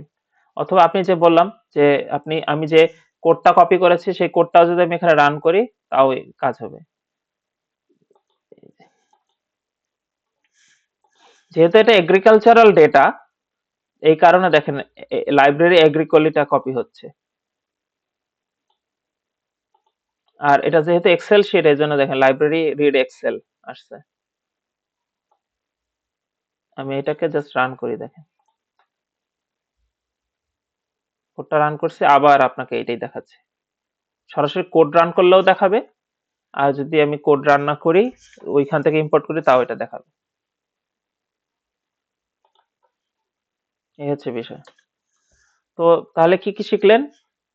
আপনি ধরেন সফটওয়্যারটা ইনস্টল করলেন, এখানে কোড করতে হয় এটা জানলেন, কোডগুলোর কনসোল মানে রেজাল্ট কোথায় আসে সেটা এখানে দেখালো। তারপরে প্যাকেজ কিভাবে ইনস্টল করতে হয় সেটা দেখালো, কিভাবে ডেটা ইম্পোর্ট করতে হয় সেটা দেখালো। আগামী ক্লাসে আমরা এটাকে ডোন্ট সেভ দিতে, এটা আমি সেভ করবো না। আগামী ক্লাসে আমরা এই আর এর যত বেসিক গুলো, সেগুলো আস্তে আস্তে শিখে যাব। আগামী 2টা ক্লাস লাগবে আমাদের এটা পুরোটা শেষ করতে। ঠিক আছে, তো এই পুরোটা আমরা আশা করি 2টা ক্লাসে শেষ করতে পারবো। আর এর বেসিকটা জানা খুব জরুরি, নইলে আপনি কোড কেন কোথায় কি হয়েছে বুঝবেন না।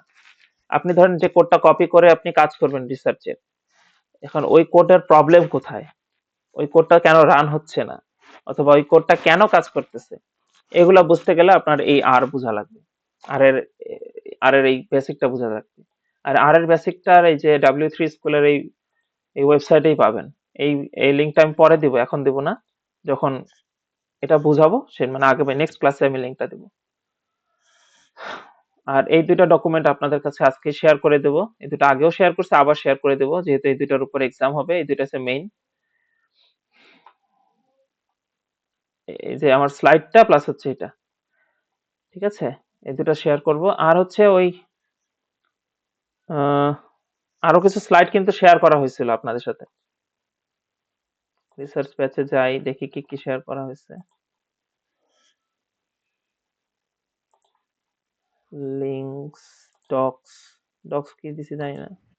ভাই আপনার ডক ফাইল আমাদের কাছে যেটা দেখালেন ওইটা শেয়ার করা হয়েছিল। আমি যে একটা ড্রাইভ লিংক শেয়ার করছিলাম না, এই ড্রাইভের মধ্যে অনেক কিছু আছে। দেখি,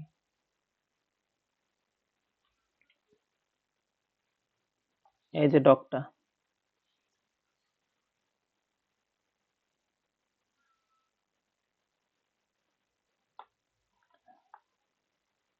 এই যে খান একাডেমির লিংক দিয়ে দিছিলাম।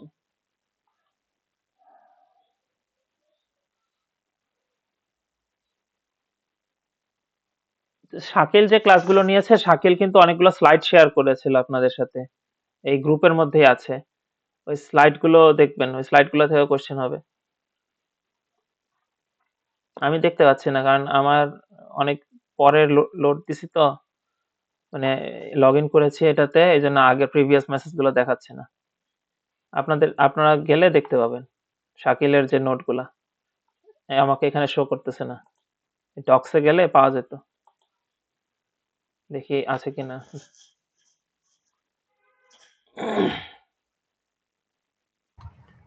ভাই আছে, দেখা যাচ্ছে। আমার সব ডক দেখাচ্ছে, একটু দেখাইলাম। যাই হোক, তা আপনারা ওই ডক গুলো যেটা আছে ফোনে দেখলে আমি দেখতে পারতাম। যাই হোক, ওই ডক গুলো থেকে যেগুলো শাকিল শেয়ার করছে, প্লাস আমি যে ড্রাইভ লিঙ্কে যে টিউটোরিয়াল এসপিএসএস নামে একটা ড্রাইভ লিঙ্ক শেয়ার করা হয়েছিল, এইখানে যে এই যে একটা যে পাওয়ার পয়েন্ট ইয়াটা, এই দুইটা, তারপরে এই তিনটা, তারপরে এই তিনটা ই করবেন, ঠিক আছে? এই তিনটা করবেন। তারপরে এই যে ওয়ার্ড ডকুমেন্টটা আছে, যেগুলো আপনাদের স্পেসিসের ক্লাসে হয়েছে, সেই ডেসক্রিপটিভ স্ট্যাটিস্টিক্স এই জিনিসটা করেন। স্ট্যাটিস্টিক্স এর এটা থিওরিটিক্যাল, এই কারণে ডেসক্রিপটিভ স্ট্যাটিস্টিক্স এসপিএসএস এর জন্য। এসপিএসএস সফটওয়্যারের কাজ তো আলাদা, কিন্তু এটা তো আপনার স্ট্যাটিস্টিক্স এর বিষয়, এটা থিওরি, তো এটা পড়তে হবে। আর হচ্ছে শাকিলের যেগুলো সেগুলো, আর আমারগুলো, এই কয়টা খালি, এই কয়টা হচ্ছে এক্সামের বিষয় থাকবে। আর এসপিএস যখন হবে এটা পরেরটা পরে বলবো।